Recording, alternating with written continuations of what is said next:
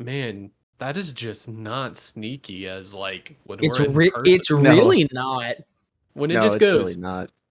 now recording. Like one of us would just have to be screaming. Yeah. So like drown it out. Either that or mute him. Yeah. Well, Actually, I guess I could server mute him, and then like we wouldn't hear him join. But anyway, howdy everyone. Welcome back Yel- to Lorecast Eternals. Hello. I'm Phil, I'm alone Jacob. there. and that's I'm Mitchell. Mitchell. And There that's you go. Mitchell. Exactly. So we are doing a bonus episode today, just because we talked about it last episode, but this is us, sucking at scheduling and missing a week. We're not going to talk about it. It was no one's fault. Definitely not ours. Anyhow, so we're doing a bonus episode today, and then we're going to do Carrot on Overlords Part 2 next Saturday. And we were kind of thinking, what bonus episode could we do? Like some of y'all asked for Bretonia and things of the like and yada yada. And we thought about doing it, but we also realized we didn't really want to do any research because we're lazy. Ungodly lazy. Actually. Ungodly. Oh yeah, 100%. Not like to right mention now, Carrot the on Aggie Overlords football is game like, is would you like to going do all on. the research? So we thought, what could we just talk about? Just all facets, just absolute bullshit about for X amount of time. And we all took a moment of silence. And we came to the conclusion that today is finally the day we do the 40K bonus episode. Yeah. We just word vomit 40K. Exactly. So Now, that's what this episode is going to be. I have a quick question for everybody here, now that we've gathered. While we're doing this, do we want to load up some like Darktide? Play some Darktide? Oh man, my brother in Christ. I don't think I have the multitasking abilities to talk No, about no, things no. and We'll play do it on like Darktide. Bro, we have the ability. We have the technology. But no, I was thinking just loading up a private game and just the three of us on like the easiest difficulty. I don't even know if I have it downloaded. It's gonna My be brother like in Christ. This is my favorite part of Warhammer. Oh God, Plague Ogren! Ah! And then the entire podcast is gonna go off the fucking rails. Oh yeah, exactly. Yeah, no, and that because the other reason I was thinking about Darktide is that Darktide is probably one of the most well-known 40K labels to be released recently. Oh, I do have it downloaded. Neato. Oh, cool. So it sounds like we're playing Darktide. All right, everybody load up. I don't know if I can join you, my brother. Yeah, my multitasking abilities also are really trash. I don't know if I have the strength. Oh man, speaking of bitching here. Speaking of 40K video games, have y'all seen Space Marine 2's gameplay trailer? Oh my god. Oh my god. Hang on. Before we go any further, Philip, you didn't even do a sound check, did you? You're just going this like raw. Oh shit. Yeah. No, I didn't do a sound check. Actually, I guess we should go ahead and stop this real quick and make sure that the sound's actually If this sounds good, we will just continue, right? I think I sound nice and crispy. Well, it's not. It's more on the recording end of Philip's end. Yeah, I think we all sound good. And I haven't adjusted anything since last week. That sound, honestly, if we don't sound good, that sounds like a problem for editing, and also known as a Phil problem. Facts. Okay. Wow. Moving on. But no, I looked into it. If this fails, I just want y'all to know I am doing no editing and like fuck all of you. hey, you're more than welcome to stop and then like check it out, and you can press start again, and we're all good. Listen, Phil. If you need help, just call me, and I will not pick up the phone. I promise, I can do that for you. Is there a way to pause and just record like one section? I mean, you can just press stop recording and then start recording again, and just throw the two things together. For those who don't know how forward mechanic works. Yeah. But again, I still haven't played Total War. So we took a short little break to double check all of our sound settings, and they are in fact crispy. Do we sound good, Mr. Editor Man? Yes, we sound good, Mr. Not Editor Man. Oh yay! But no. So yeah, we took a quick break and we got sidetracked because this is just a pure chaos episode. So get ready to like have 14 conversations going on at once.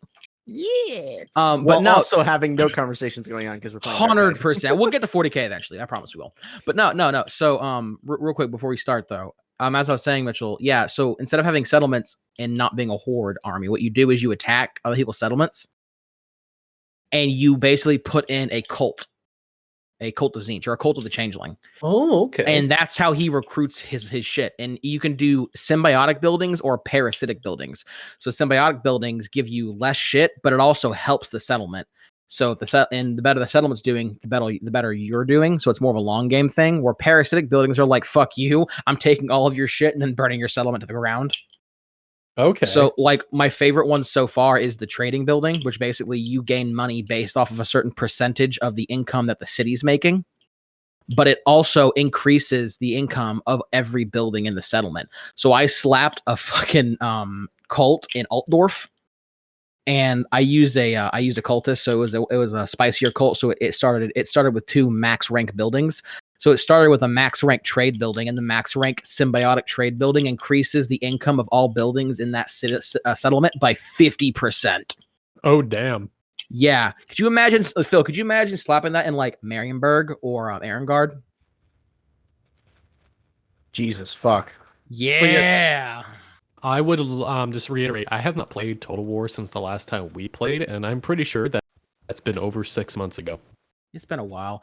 The reason why I think you like the Changeling is because normally in whenever you play Immortal Realm, it's like, yeah, I want to go like build my empire and do a bunch of things, and then I have to like conquer X amount of cities and yada yada, and then I'll win, right? Yeah. The Changeling, because the Changeling thing is he's a massive prankster. Like, I mean, his pranks cause world wars. I just get to dick around and not actually play the game. Exactly. Yeah. No, you have schemes. I would love that. You have minor schemes, grand schemes, and the ultimate scheme. And doing the ultimate scheme is how you win your campaign. And so, like, the current minor scheme I'm doing is go to Castle Drakenhof in Sylvania and get Tzeentch corruption to 75%, and then just tear a fucking hole in reality and have Tzeentch demons pour out. That's gonna be beautiful. And the cool thing is, once you get X amount of schemes done in a theater, so right now, if I'm in Sylvania, I'm in the Empire's theater, you can just teleport to a different theater. So I could go from the Empire to, like, all right, Ulthwain.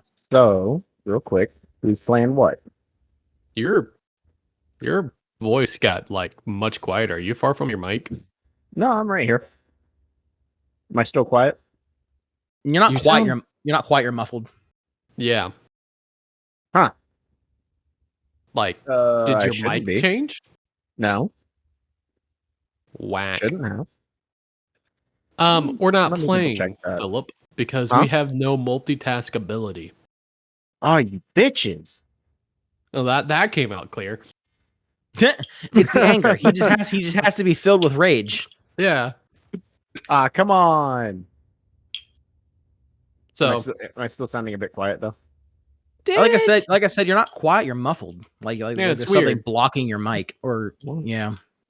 Okay, give me 1 second. Let me run a check on my end. So as Philip figures that out, yeah, no, I need to re-download Total War.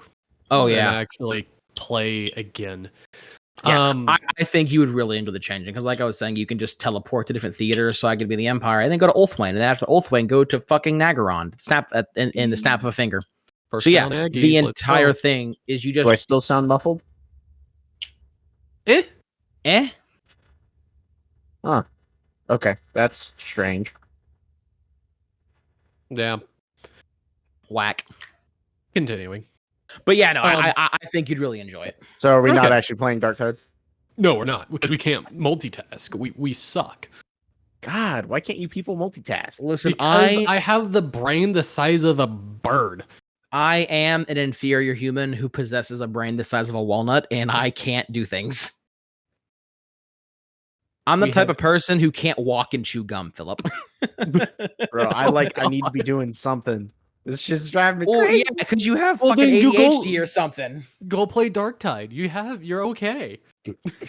Like you can play. I know you. You'll be building models and watching the same show over and over again while having a conversation about something completely different.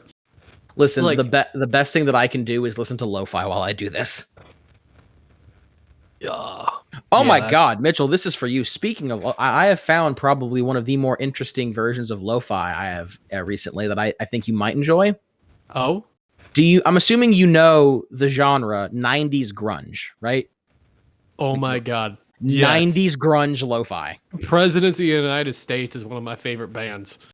And so I'm listening to 90s grunge lo-fi. I'm on this playlist, and the first song is Heart-Shaped Box. and it kind of slaps. Like, I'm not gonna fucking lie. So I think you should take a look at that. I'm taking a look right now. Oh yeah, the one that I'm watching is a '90s grunge but lo-fi compilation, Volume 1 by Alien Cake, or Alien Cake Music. Damn, this is nice. It's fucking. I know, right? So it's a little harder than most lo-fi just because it is based off '90s grunge, so it can get a little harder. But all in all, like the vibes are kind of immaculate. Yeah, this is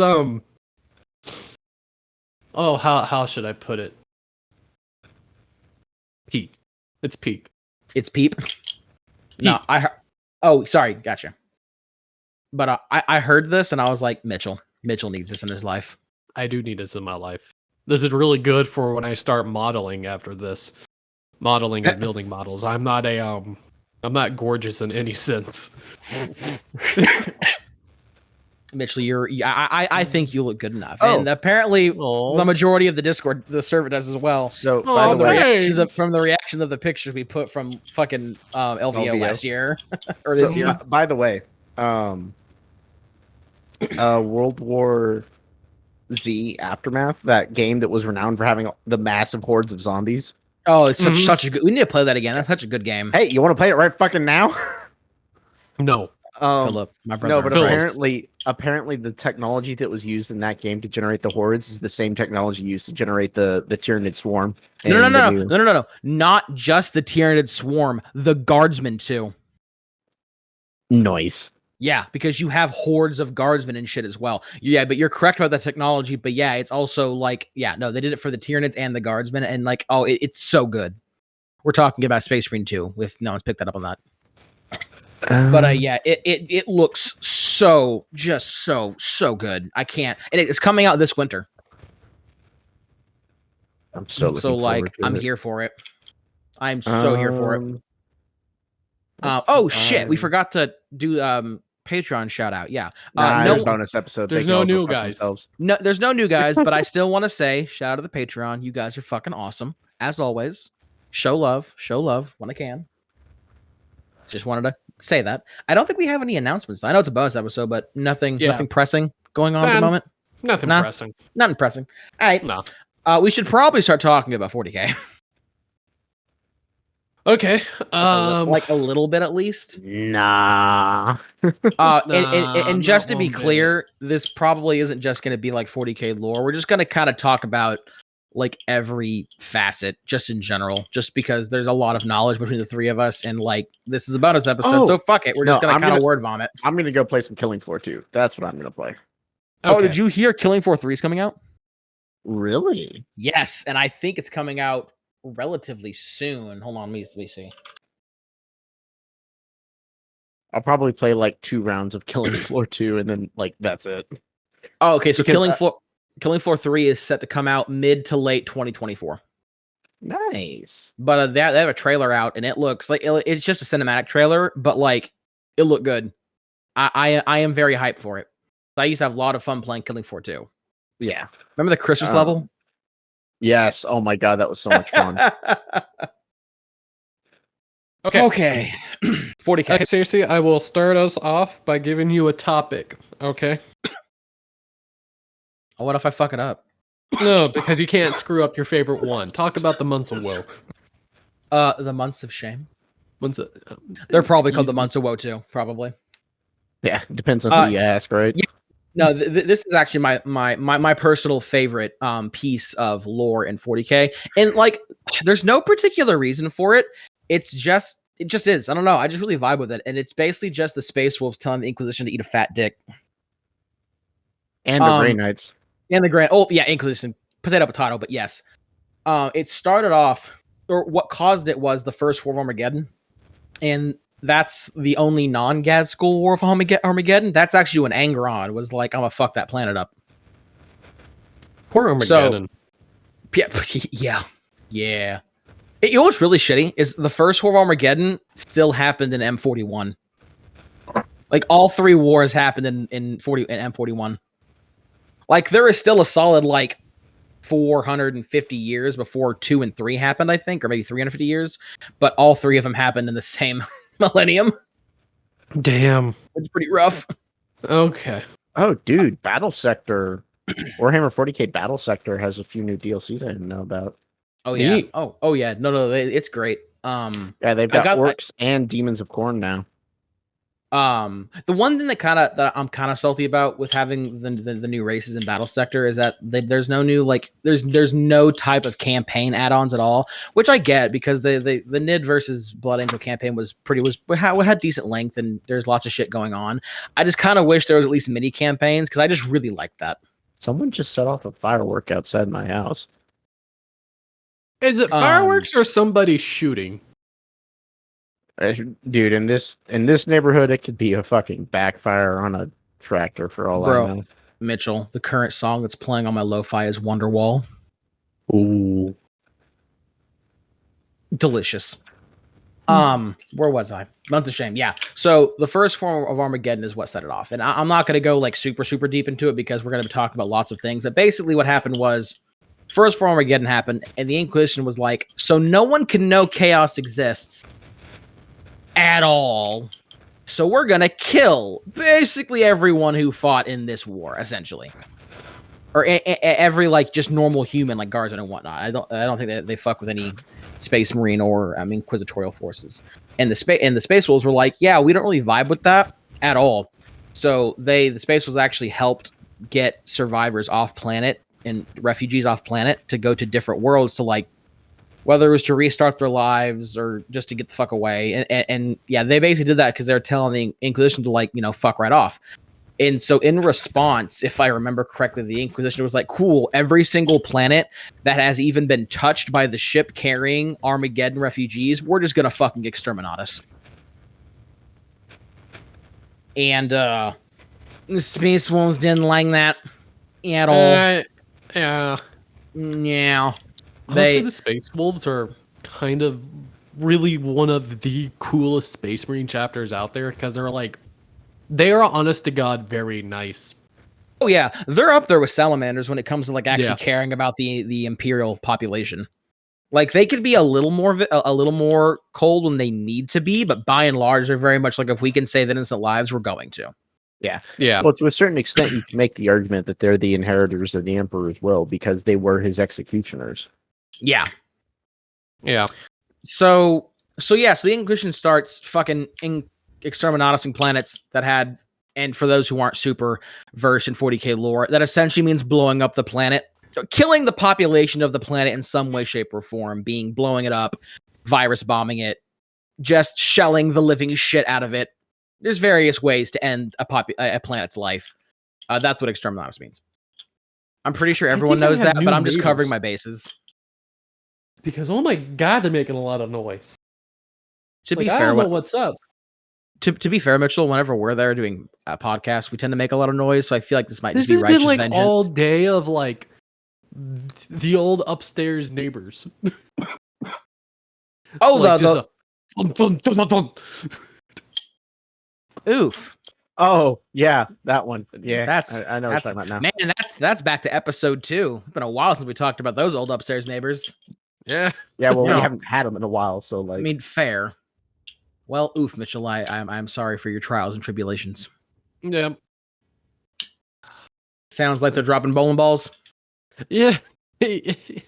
Honestly, a lot of times it sounds like they're falling down the stairs. Oof.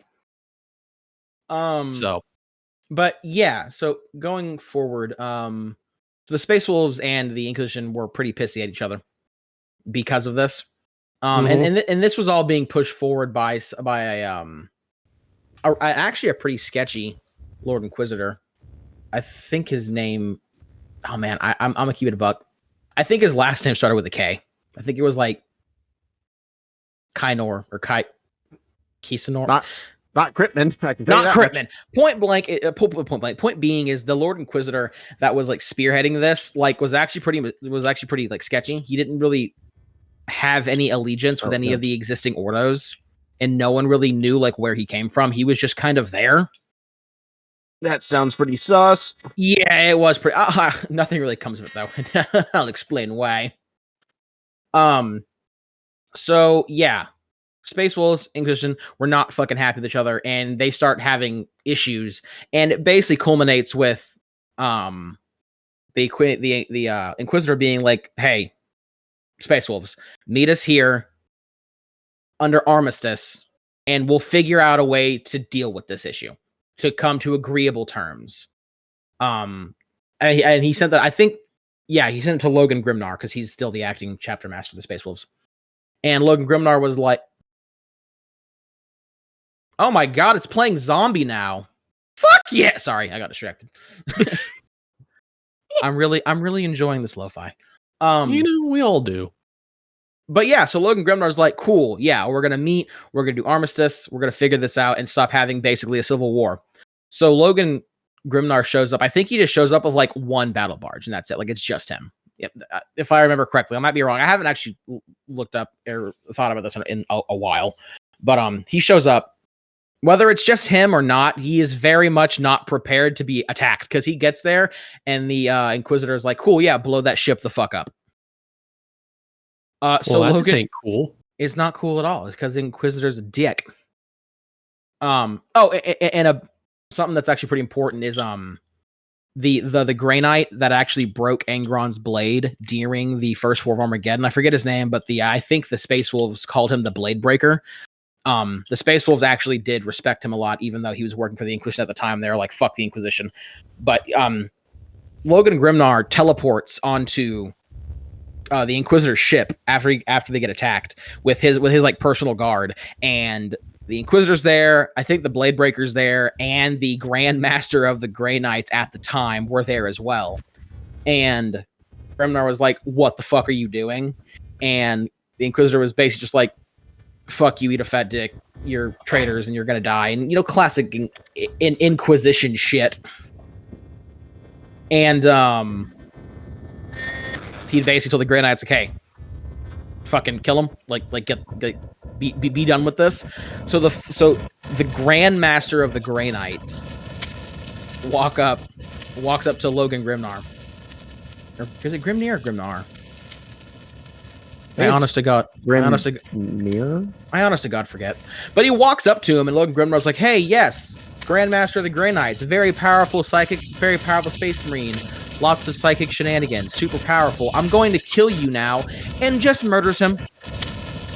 Like blink of an eye. Just, yes, my axe is now in your throat. And just fucking kills him. What is that noise? Sounds like a crow. Feel, I think having some issues there, my friend. Hello? Oh my god, is this what I sound like when my mic does this? Yeah. I am sorry. Oh, I think that's my computer fan. That was not your computer fan. If that was, that's bad. Like, that is scary if that was your computer really bad. I love... It stopped now, so there's that. Either if Phil's computer explodes, I guess that's that. Yep. I love, like, you could sit there and all these people are like, "Well, this is totally not a Dark Angel successor chapter. I want you to look." All right, is it still making that noise? Nah. No, I think look it's at done. that emblem. Tell me that is not a Dark Angel successor chapter. If you're wondering what I'm talking about, it's the Angels Redeemed. Even with that name, how's that not a Dark Angel successor chapter? Huh. Wait, what? You said that's a Dark Angel successor chapter? No, it's not. It just says unknown. Oh, okay. Successors of unknown. I'm just like, be real. That is Dark Angels. That's literally the Dark Angel symbol, just with dark orange. It kind of is. Oh, you know GW and fucking they have bajillions of fucking successor chapters that they have no founding chapter, but we all know who the founding chapter is. I mean, look at the Sons of the Phoenix. Yeah. Imperial Fist successor chapter, yeah. Yeah, sure. Let's go with that. Yeah, let's go with that one. Yeah. Yeah. Ironically enough, so like the Sons of the Phoenix, realistically, Philip, you like sound completely different. what? Why?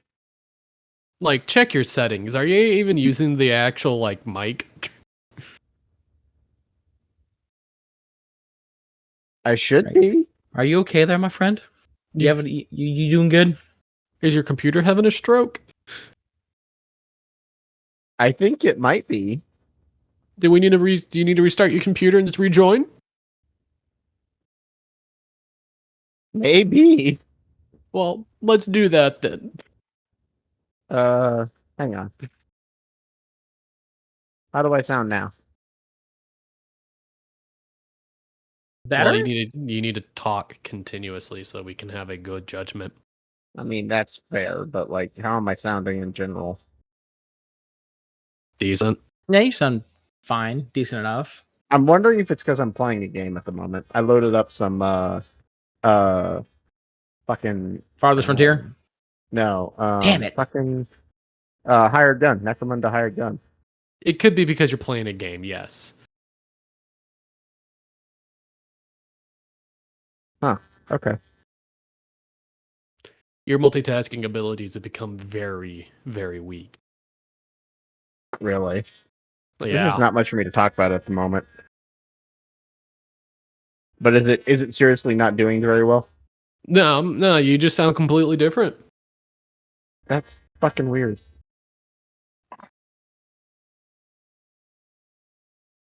Continue, seriously. Oh, okay. Yeah, no, so I'm just like, man, I wonder why Philip's computer's having such a hard time. This is gonna be a wild episode. Yeah. Quality content this will not be. Oh, I fucked that up. Whoops. So basically, Hang on. oh, okay, I'm sorry. Philip, stop Yes. it and restart it. My computer or what? Yes. Okay. God damn it. Not what I wanted. You sound like you have like a child speaking the exact same words right behind you, but in like a poltergeist manner. All right, I'll be back. Did he not realize that he was the one recording? I don't know. Did he stop the recording? No. You know what? Craig is still here. Let's go. Fuck it, we ball.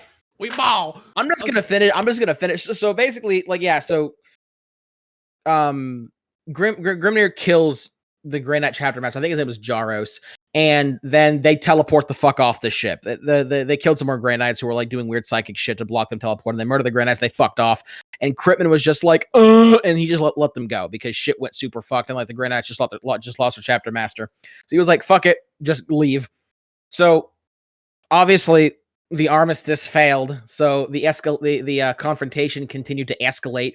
So it finally culminated in the siege of Fenris, where basically the Lord Inquisitor shows up with like an entire chapter fleet, a bunch of fucking Grey Knights, a bunch of I think it was the Red Hunters, Grey Knights, other Imperial vessels, and they're all at Fenris or at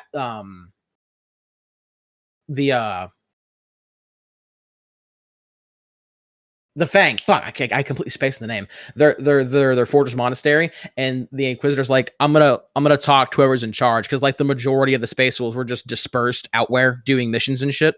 Yeah. So he's like, I'm gonna talk to someone who's in charge. So the fucking the Grey Knights woke up Bjorn. Oh. Bjorn the Fell-Handed. Oh. Yeah. I don't think that's somebody you just like wake up. Yeah, like the oldest existing space marine, like that's alive right now and fought next to Lehman Russ, has fought Magnus, Demon Primarch Magnus, and lived. And yeah, that one. They woke up that one. Yep. They probably thought that was a great idea. Yeah, so the Inquisitor, they're talking to Bjorn, and yeah, the Inquisitor's like, yeah, like surrender and obey Imperial authority and yada yada. And Bjorn was just like, yes, pathetic. And that was basically what happened. And so while this is happening, if I remember correctly, Grimnir just jumps into system out of fucking nowhere, while the Inquisitor's distracted talking to Bjorn and whatnot. Ambushes his ship in particular. Once again, there's a huge fucking fleet of shit there ready to fuck up the Space Wolves, and Bjorn jumps into that dude's ship, teleports in, and just murders him. Huh. Yeah, Nice. murdered the shit out of him. Nice. I think like there was some like fighting amongst the fleet. Like I think it was not just Bjorn's ship. I think there's a couple other ones. There's a small skirmish between the starships, but yeah, no, Bjorn murders the guy, and then everything just stops, and they're just like, yeah, fuck this, we're out. Okay. And it's just fucking hilarious to me because the entire thing was the Inquisition being like, we're gonna be dicks. And then the Space were like, no, you're not. And then the Inquisition was like, yeah, we are. And then the Space were like, we're going to start murdering high-ranking inquisitorial officials if you don't fuck off. And they're like, no, you're not. And they did it. And then they're like, well, they're not gonna do it again. And they did it again. Oh god. And then it ended. Like, I can go a lot more in depth with this. I really could. I'm just choosing not to. Like, this is not the full fucking story. This is like the Cliff Notes. If Cliff Notes had Cliff Notes, this is basically it. Yeah. But like, I just love it. It's just fucking hilarious. It's like one of my favorite pieces of lore, and it's just great. I just like it. I just think it's neat. It's a great topic. It really is. It's just Space Wolves being space. It's friendly space Vikings being friendly space Vikings. Yeah. Man, sure is taking a while for Philip to come back. Maybe his PC's on fire. Maybe we'll figure that out later. So what is your favorite piece of lore, Mitchell? Oh god. Remember, you can just cliff note the cliff notes, bud. Honestly, it's actually fairly new. But it's how the Grey Knights are actually like the 21st Legion. Oh yeah, for Magnus. And Like, it was specifically done for Magnus. So like you had the whole entire thing with the burning of Prospero, the Thousand Suns, and Magnus is like, I am so angry, and kind of starts going against the Emperor and whatnot. And he goes to he went to Terra and to kill the Emperor or something, right? Was that his entire purpose there? Wait, why Magnus went to Terra? Yeah. Man, my Horus Heresy lore is really sketch. And I actually haven't read that new lore. I know of it, but I haven't read it yet. I don't think he was there to kill. Maybe he was. He was there to do something.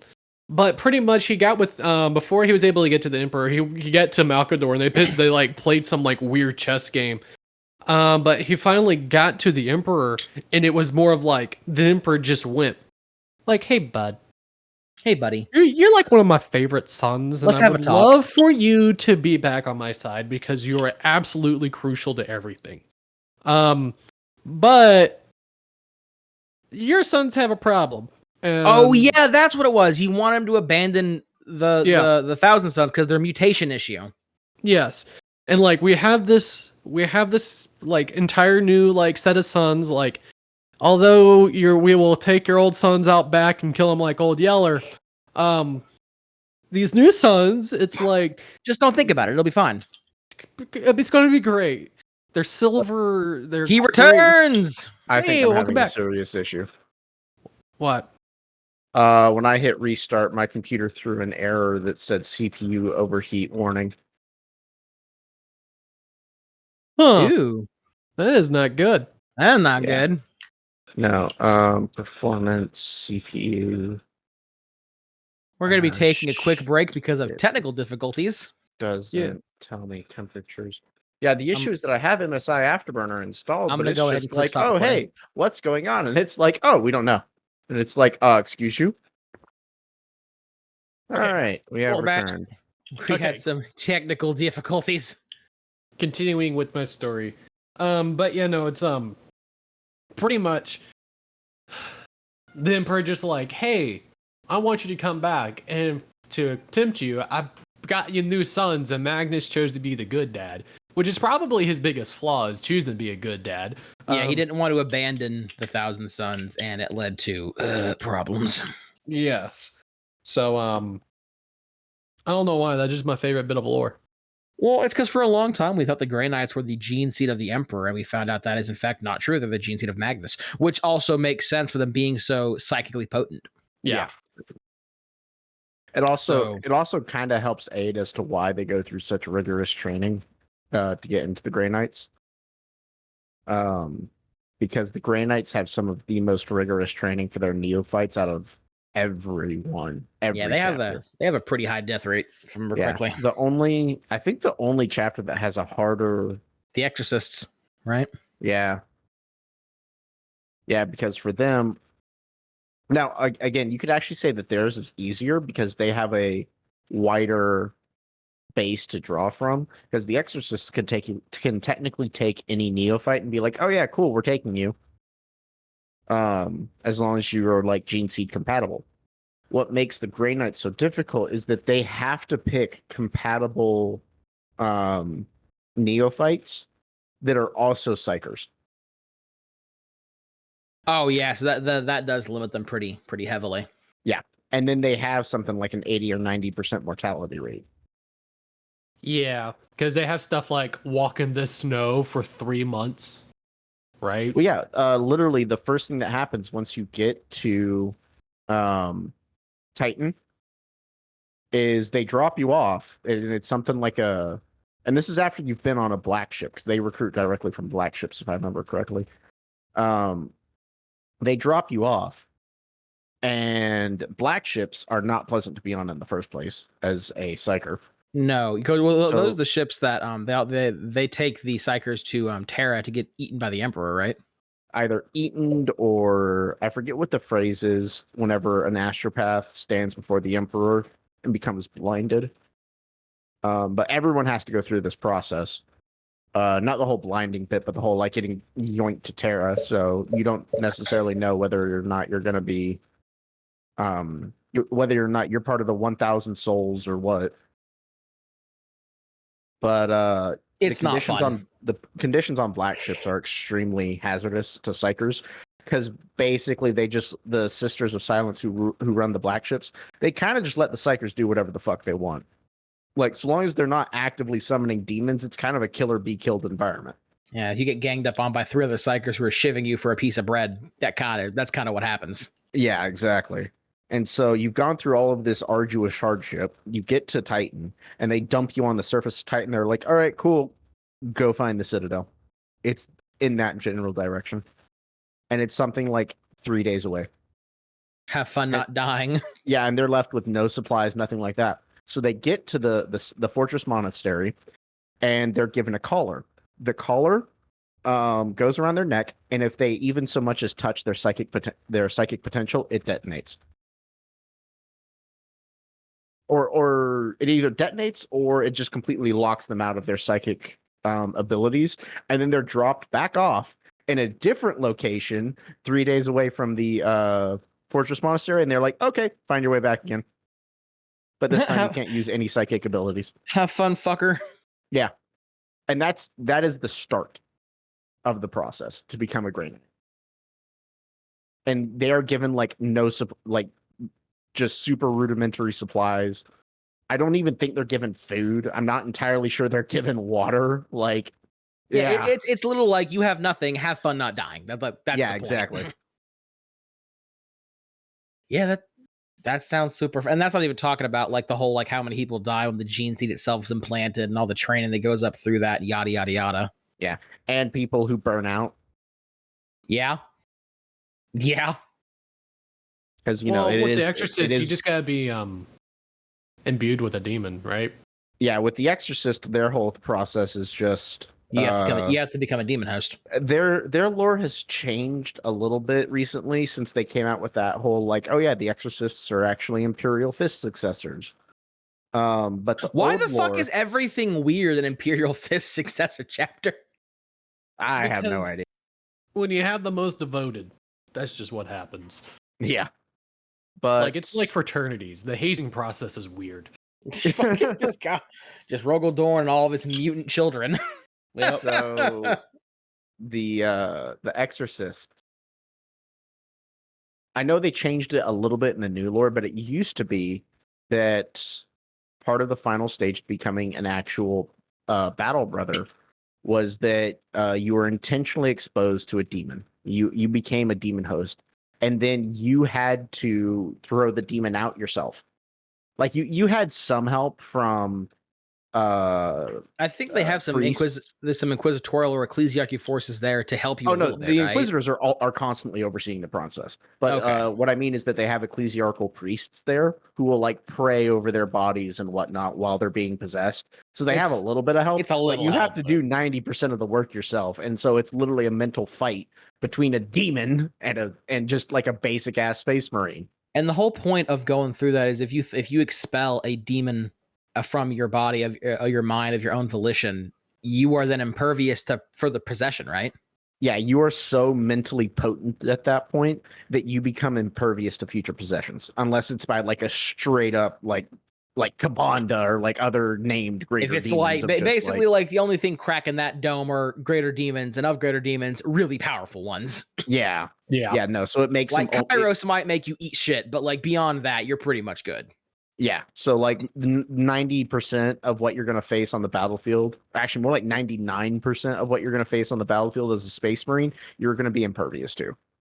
So in terms of like mental fuckery. What is the point? I always forgot. Do exorcists do they specialize in demonic combat like the Grey Knights, or do they just do that like just in case? So they, if I remember correctly, and again, I don't know if they changed this with the new lore, but with the old lore, it was basically like the Inquisition looked at the Grey Knights and they were like, "That's cool, but we want a group that's a little more compliant to our whims and we can control a little easier." Because psychers are inherently hard to control, and the Grey Knights are so old and so like not set in their ways, but like they know their worth and they know what they're about. I thought the Inquisition was like, huh? I thought the Grey Knights worked specifically for the Ordo Malleus. Like the Ordo Malleus, they tell the Grey Knights exactly what to do. The funny thing is that actually fucking what is the game called? Give me 2 seconds to find it. Chaos Gate Demon Hunters actually puts it the best. So technically, the Grey Knights, only like one of their 8 brotherhoods is like 100% devoted to like, yes, we're constantly working for the Inquisition all the time.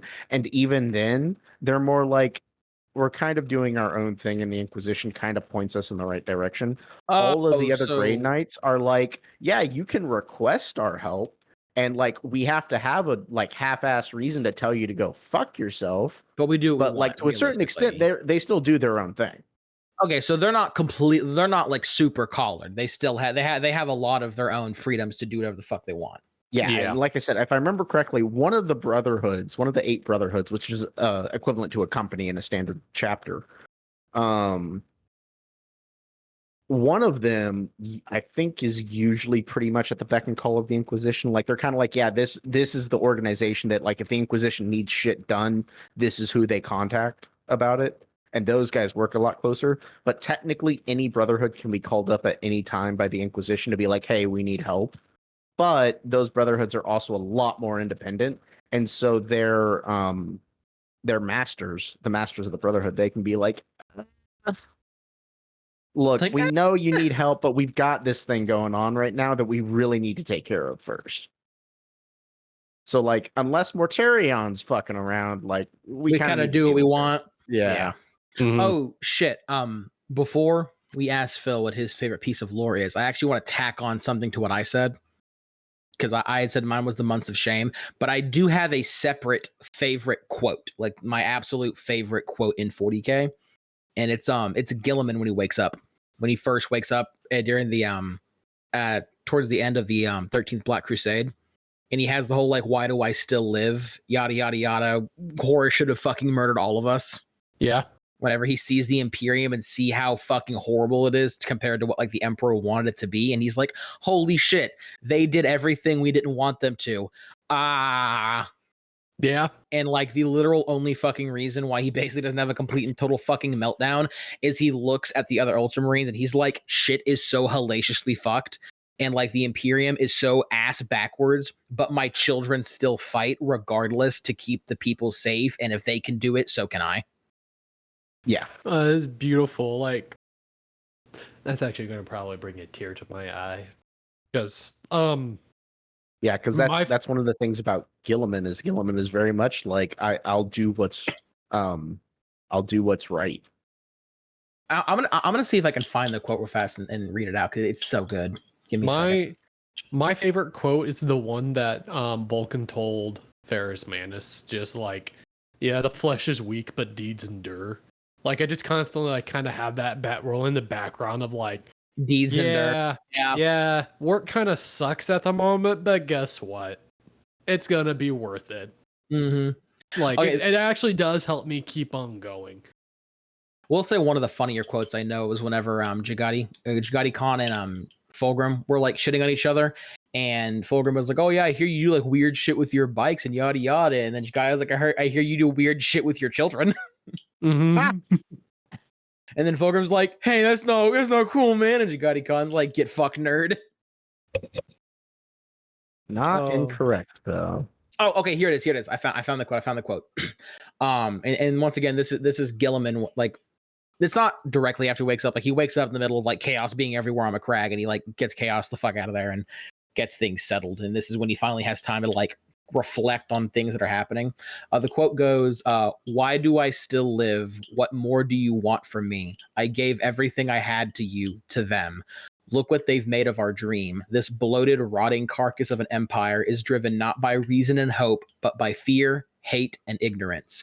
Better that we had all burned in the fires of Horus's ambition than live to see this." Bruh. Yeah. Bruh. To be fair, he's not. That's wrong. rough. That's just, well, no, he's not, because like, no, everyone thinks the emperor's a god, which is not what the emperor. I mean, like, depending on your perspective, that's not what the emperor wanted. All this like technological and societal advance that they're going for is now like just nothing but fear, hate, and ignorance. Like he said, like, progress is scorned, technology is hoarded and not given out or used. There's zealotry and ignorance and bigotry fucking everywhere, and it's just a gigantic clusterfuck. So like, yeah, it's just rough to wake up from taking like, how long was Gilliman in stasis? Like 8,000 years, 9,000 years? No, he went in at the ass end of the heresy. No, it was after Or the no, heresy. you're No, right. the heresy was over, but it wasn't. It was pretty quickly after the But heresy ended. Fulgrim was still active in the galaxy at this point. Yeah, So I think it was within 1,000 years of the heresy. So he's been asleep for basically 9,000 Oh years. my yeah, god! I think he took his Fulgrim. dirt nap. Okay. Can we talk about like the absolute tease that GW did of just like, here's a Fulgrim model, But it's It in looks Resident so from 30K. gorgeous. Ha ha ha. but it's Oh my god. but it's Forge World. And It it's looks not, so good though. It looks so good. fucking But- good. But that's not what nobody wanted. Okay, a few people wanted that. Well, I mean, but people want 40K hold on. Fulgrim. The Horus heresy has been getting bigger and bigger, and they had the whole like Horus Ascendant. So yeah, you have loyal Horus, and then you have traitor Horus, and then you have loyal Fulgrim, and you have traitor Fulgrim. So I think they're gonna start doing like all of the demonic versions of. I'm in the middle of recording an episode. Will y'all fuck off? It's about to get fucking like mugged by Jess and fucking James. Yes, fucking domestic point. violence. A little fucking. Listen, bitch, I have my knife too. Ready. Sorry. Not professional. I apologize. They're about to mug me with the toy knives I was talking about. Oh. I heard James like click his knife, and I was like, oh, I was like, oh no, they're behind me. I have my knife in my hand. I was like, I will stab you with this piece of plastic. Look, all I'm saying is you do have the GAT. That is a fair point, but I feel like pointing a gun at my girlfriend would be a little much. Nah. What I did do is she stabbed me while I was unarmed, and I sprayed her with the cat water bottle. Oh, that's beautiful. But yeah, no, I think Gilliman went in, took his nap at like the end of M31 or the beginning of M32. So yeah, he was basically out for 9,000 years. It's crazy to think that damn it, what's his name? The chapter master of the Blood Angels. Dante. Yeah, Dante has been depending on your definition of alive, Dante's been alive longer than Gilliman. Yeah. Which is fucking crazy. He's experienced more time conscious than Gilliman has. has. Yeah, it's crazy. But yeah, no, that's just my favorite quote because like for a long time, whether or not this opinion is right or wrong, just the whole like Gilliman and the Ultramarines being like, oh yeah, we're the best, sir, and like that was it, and there wasn't much to them except like, oh yeah, they're awesome, and like there is never really a reason why they were awesome except like plot armor. Yeah. And once again, that is completely and totally based on opinion. That's how I see it. That's not how everyone can see it. Don't at me. I'm not talking shit about writers or anything. That's just how I see it. But like Gilliman wakes up and it's just like, oh man, do you want character development fucking constantly? And it's basically just Gilliman like, ah yes, I have depression. Dude, that's why I'm so excited with Lionel Johnson back.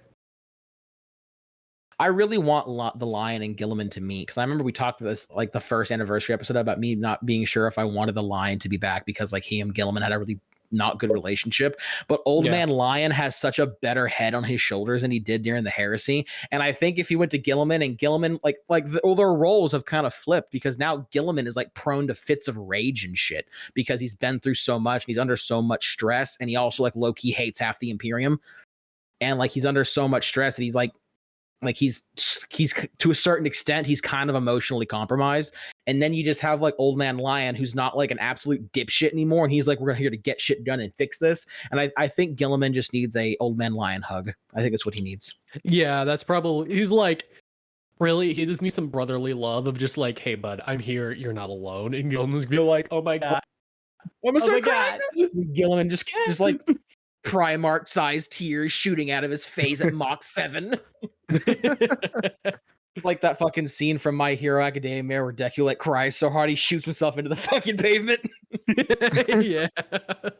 But yeah, no, that's my favorite quote. I just really love it. It's just one of my favorites. Yeah.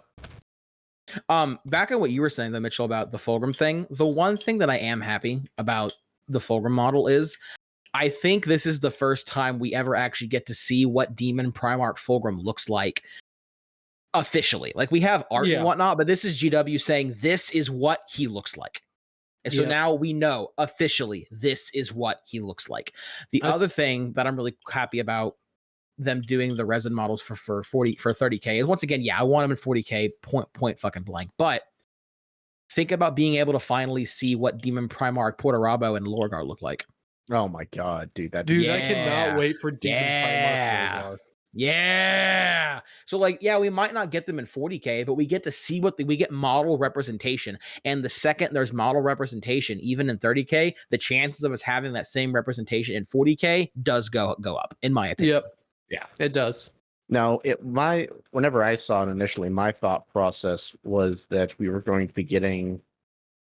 So Horus Heresy is getting Demon Fulgrim in resin, and then whenever they do eventually release Emperor's Children faction in 40K, they're just going to take that model and put it in plastic.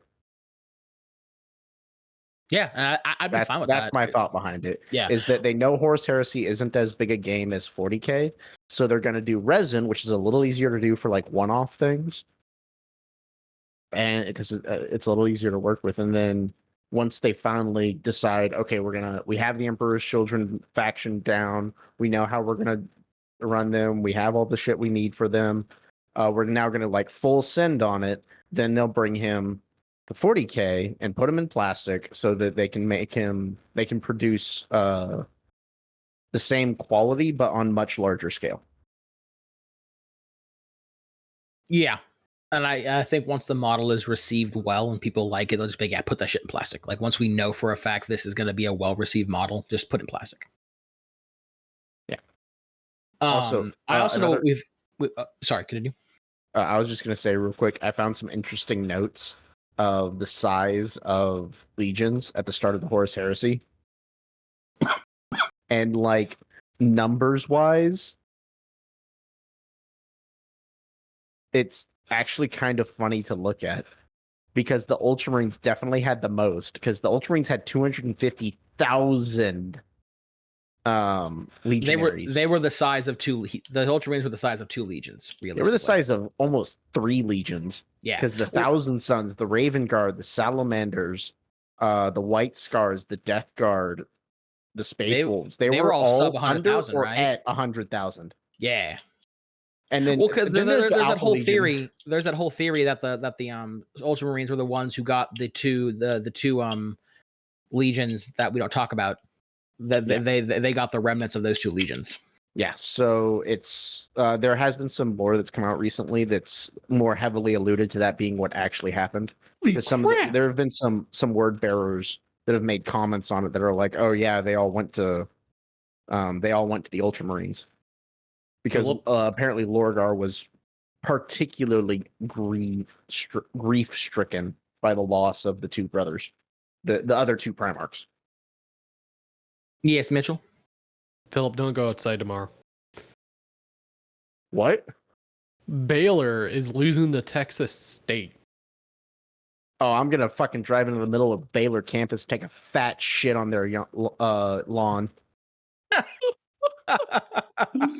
like, I'm sitting there looking at him like, really? Brother. Texas State? You're losing to Texas State?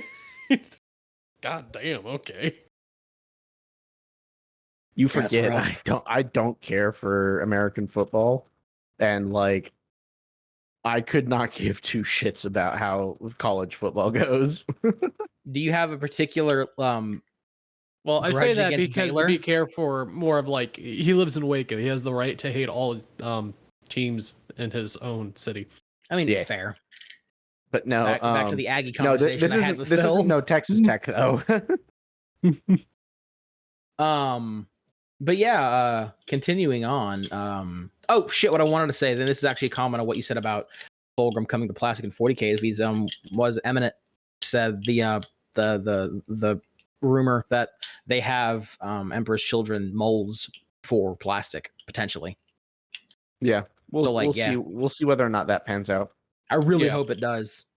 Yeah. All I'm saying is, listen, if Phil gets Emperor's Children, and if they do the whole clone grim, which I hope they do, Loyalist Emperor's Children, and then they come out with breaching shield Marines for Imperial Fist and plastic, we just get to watch Philip shit a brick, like shit an absolute brick, and spend so much money. Yeah. So I was talking to him, and Phil, correct me if I'm wrong, he point blank said that if they come out with like breaching shield Marines for Imperial Fist again 40K, he's 100% dumping every single fucking 40K army he has, or I think plastic army he has in general, and be like, yes, I am rebuilding my Imperial Fist force. Yeah, dude, I want to do Black Templars just because it's something different. Did you just hate painting black? No, I actually haven't painted very many. What few I have, like I've actually enjoyed it. But just I love the Emperor, or it's not the Emperor. Well, I like the Emperor's Children too, but I love the Imperial Fists. I really do. I love the fact that you can at least just choose one, and I'm have the problem over here that I can never choose one. Mitchell, we're getting into this fight. Just stop. Don't go any further. This will turn into a screeching match real quick. There is a number. I know there's a number. But Phil, what is your favorite piece of lore in 40K? And once again, if you want to give the cliff notes, that's fine. But honestly, probably Alfarius. Like in general? Mm-hmm. Like he was the first Primarch to be found. Well, technically, he never left. He got yoked to like a different section on Earth, and then the custodians were immediately like, "Oh no, that's ours. We're taking that." Yeah, it's like, oh yes, we're taking the baby. But yeah, no. The fact that he never left, and there's so much shit that he started that just nobody ever knew about. That was one of my favorite parts of the Alfarius book, Primarch book, was that. So it turns out, first of all, he never left. Second of all, he was actually the person who started the blood games that the Custodies still practice, where the Custodies will actively try. They'll take a couple of guys off the line, and they'll send them out to try and break into the throne room. They try to break into the Golden Throne and attack the Emperor. And he was the one who actually started that. And the funny thing is that he technically succeeded, and like Valdor actually hated him for it. Because Valdor's like, wait, that's a technically Alfarius actually succeeded in threatening the Emperor's life. That's how close he got. like jokingly, or is it like no? The whole point of this training is try and kill the Emperor. So like, fuck it, I'm here to kill the Emperor.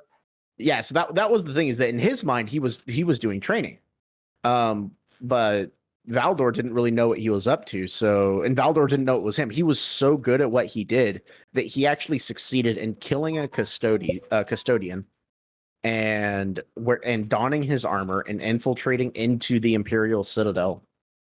And Valdor, like, quote, caught him and was like, haha, I have you now. And then and he was like, how dare you kill one of my children and don their armor, or one of my men and don their armor, blah blah blah.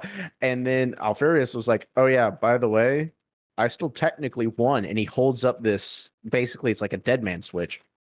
And Valdor's like, the fuck does that mean? And he's like, this is a dead man switch hooked up to the Imperial Citadel aerial defense system, and that's the Emperor's transport coming in for landing. And I've reprogrammed it to target that transport if I release this switch. And at that point, Malcador comes over and goes, all right, kid, you've made your point. Now fucking quit it. Like, just start, like, psychically screams at both of them, quit your fucking shit. Malcador shows up with the psychic spray ball. Quit it. Yeah. And another one of my favorite things is that as soon as Alfarius becomes old enough to really start, like, interacting with the people around him in a more of a, like, a learning role, Malcador would play chess with him. Just constantly. That was their thing, is they played chess together. Keep in mind, Malcador is one of the most potent psychers to ever exist.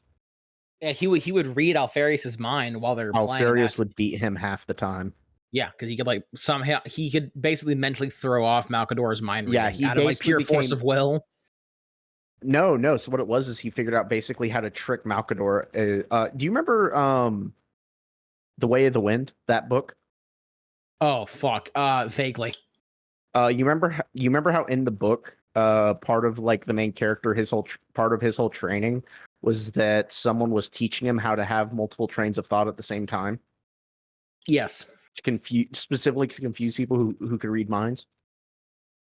Yeah, Alfarius was doing the exact same thing. Alfarius was literally having multiple trains of thought at the same time, and then he would bury his actual train of thought under the like ones he'd put up at, like, a higher level to, like, psych out Malcador. And then of course he'd, like, occasionally, like, one of his, like, higher thought processes, so to speak, would be, like, the actual one that he was doing, and, like, it would throw off Malcador. And so Alfarius himself has very little psychic potential. He has a little bit, to kind of, like, make it harder for people to notice him a little bit. But yeah, no, that's what he would do, is basically through sheer force of will, he would trick Malcador's ability to read his mind. And so he was one of the few people who could offer Malcador a challenge at chess.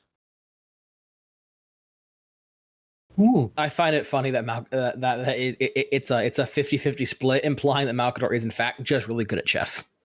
Yeah. Well, yeah, that's the other thing, is that, you know, Malcador's fucking old as shit. At the time of the heresy, Malcador is supposed to be like 3, 4, 5, 6,000 years old. Yeah, I think it's 6,000. Yeah. Motherfucker's old. Yeah.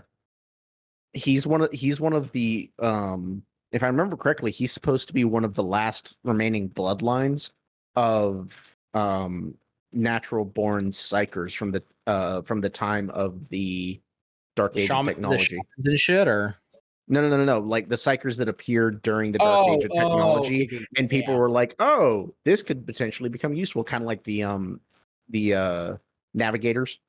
Yeah. Navigator families. Now, don't quote me on that one, but I think that's right. Is that he came early enough, leading into the long night, that he actually was able to learn in more of a safe setting, safe environment. Ironically enough, that also means if he was actually 6,000 years old, he was probably around for the war against the Men of Iron. Damn, well, how old are the Sigillites in general? Well, I know that Malcador was the last Sigillite. Well, no, Yeah. the Sigillites were an organization that their whole goal was to preserve like the knowledge of Terra and whatnot. Yeah.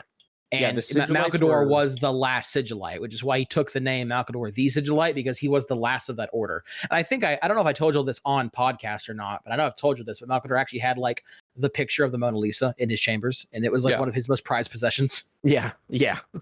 I don't know why, but I could just see like you go in Malcador's chamber, see like the fucking picture of the Mona Lisa, and he just sitting there with the old record player listening to the Beatles. He's like, don't ask questions. Yeah. That honestly wouldn't surprise me. And then, of course, in the corner is his chained in the corner is his Gimp Eldari. What? What, you didn't know that? No. Yeah, no. Malcador had an Eldari that it was chained as a slave that he kept in his quarters, and he basically used it as his punching bag, and he'd do all kinds of really fucked up experiments on it because, like, it's a Xeno, who gives a shit? Where the fuck And did then he it get would die, and so he'd just clone a new one and resurrect it. Jesus Christ. Yeah, Malcador was not a good guy, but also, like, it's kind of implied that he had some really weird pseudo relationship with this thing. I forget the whole story. But like, yeah, Malcador would just like beat the shit out of this thing, but also like it was one of his closest confidants. And it was fucking weird. Listen, all I'm saying is after 6,000 years, you probably have some pretty weird kinks. Yeah. That's how the Chikari cape came about. So yeah. let's be honest. It's Yeah. bound to happen.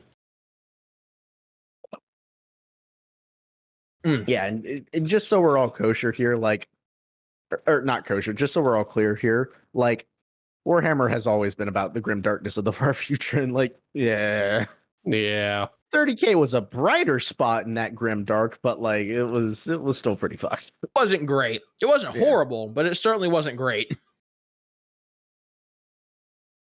All right. Yeah, that's probably one of my favorite lore bits. That and the first meeting between Karn and Angron. Oh, that's a good one. That's a really good one. What yeah, that was probably one of my favorites as well. Dude, fucking Karn and Angron, man, those poor motherfuckers. Yeah, no, really, that, yeah, like straight up.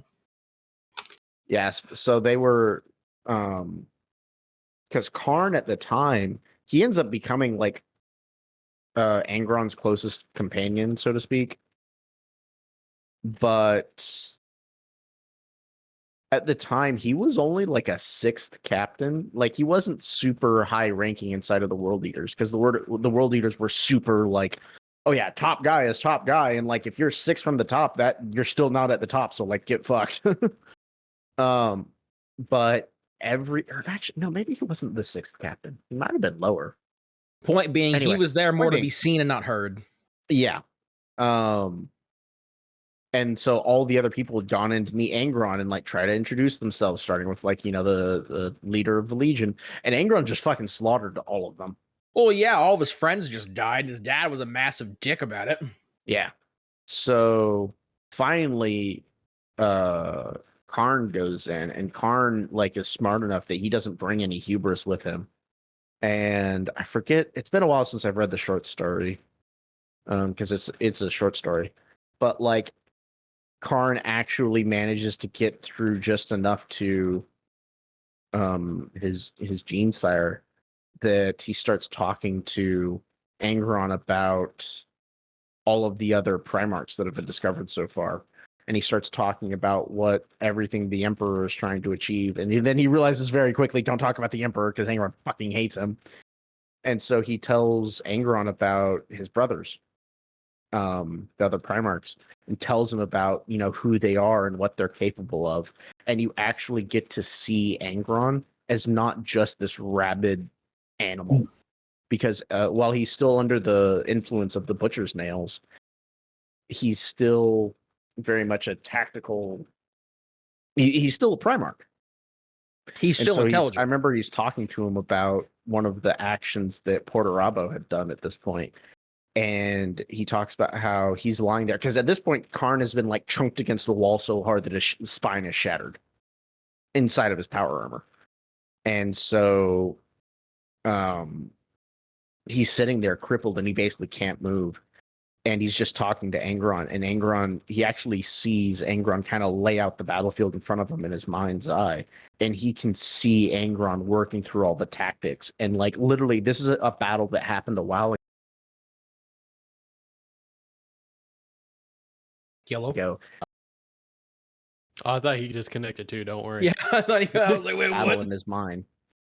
And it's one of those things where it's like, oh man, I'm so glad they went back and they added more lore to the Chaos Yeah. Primarchs. Yeah. 100%. Now they just need to do better lore with Logar. No, fuck like- that guy. No, fuck that dude. God. Hold up now. Mitchell Hold up. can't win. Logar has the potential to be a really good. Olgar's a bitch boy, and you can't change my mind. Listen, I will say, as much as I don't like as long as I don't like Lorgar, fuck Erebus. Me and the homies all hate Erebus. Facts. Dude, yeah, fuck Erebus.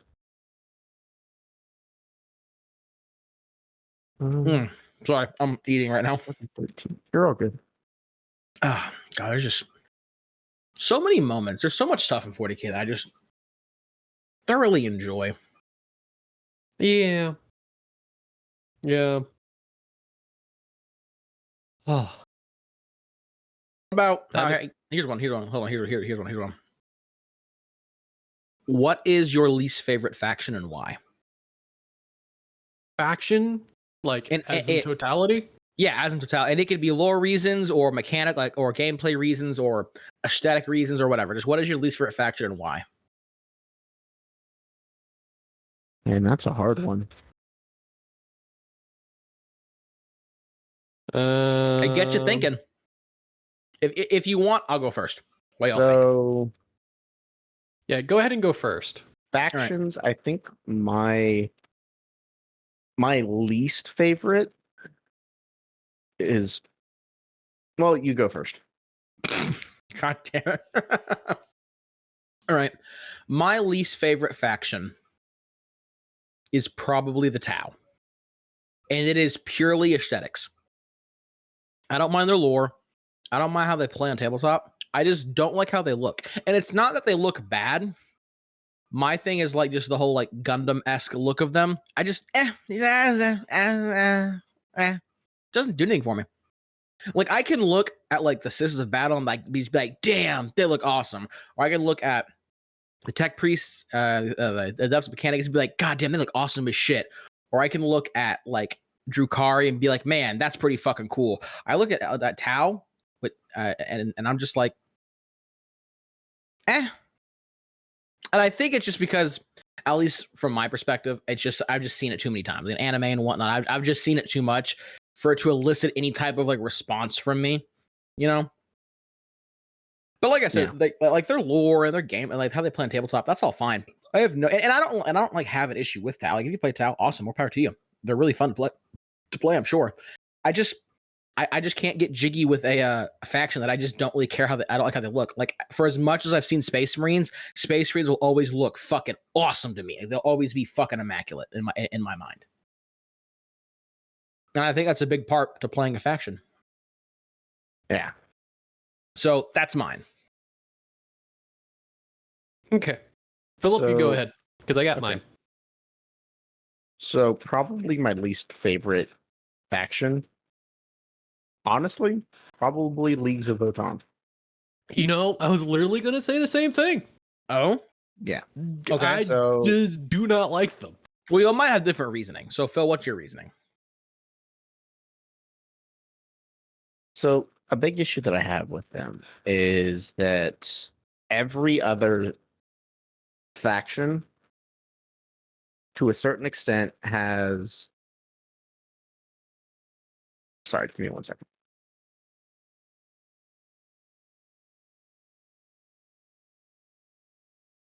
I think it's been a second. Yeah. Mitchell, what Sorry, I do thought I was we gonna sneeze. Thought I was gonna sneeze. do? Nice. All right. But every other faction has like Mad drip, No. because Leagues of Votann do not have mad drip. Yeah, well, I mean, how they look is kind of meh to me. They're kind of mid-tier on appearance to me. But it's more just, I don't know. It's hard for me to explain why I don't like them, but I don't. And probably the best reason I can explain why is their lore just feels too new. And what I mean Does by it that, feel shoved down your throat? Like, we wanted to create a new army, so here you go, and it's from an old army? Because I will be my biggest problem with Leagues of Votann is they're supposed to be squats. Yeah. Squats were pretty, like, they had a humor to their models. They were like, there was something cool about them. The Leaves of Votann, it's the way that they brought them back. They did it in such a specific way, so people couldn't steal the intellectual property, which kind of hinders the Leagues of Votann to me, because there's no appeal to them for me. It's Wait, just, hold on. Was the intellectual property of squats even stealable? Like, I've never heard of dwarves being squats before. I think that's pretty 40K. Could that even be stolen? good question.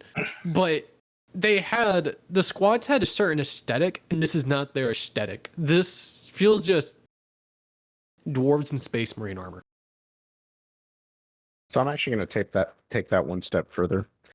So for me, yeah, the old lore on squats, they did have lore, and they were like, oh yeah, this is a race of abhumans. It's similar to like the Ogrons or the Ratlings, and they have this lore behind them, and they have this story, and they work with humanity, or they work with the Imperium at large, but ultimately they are just like they're a subrace that came from a galactic realm, or they came from a series of worlds that had much higher gravity, so that's why they were short.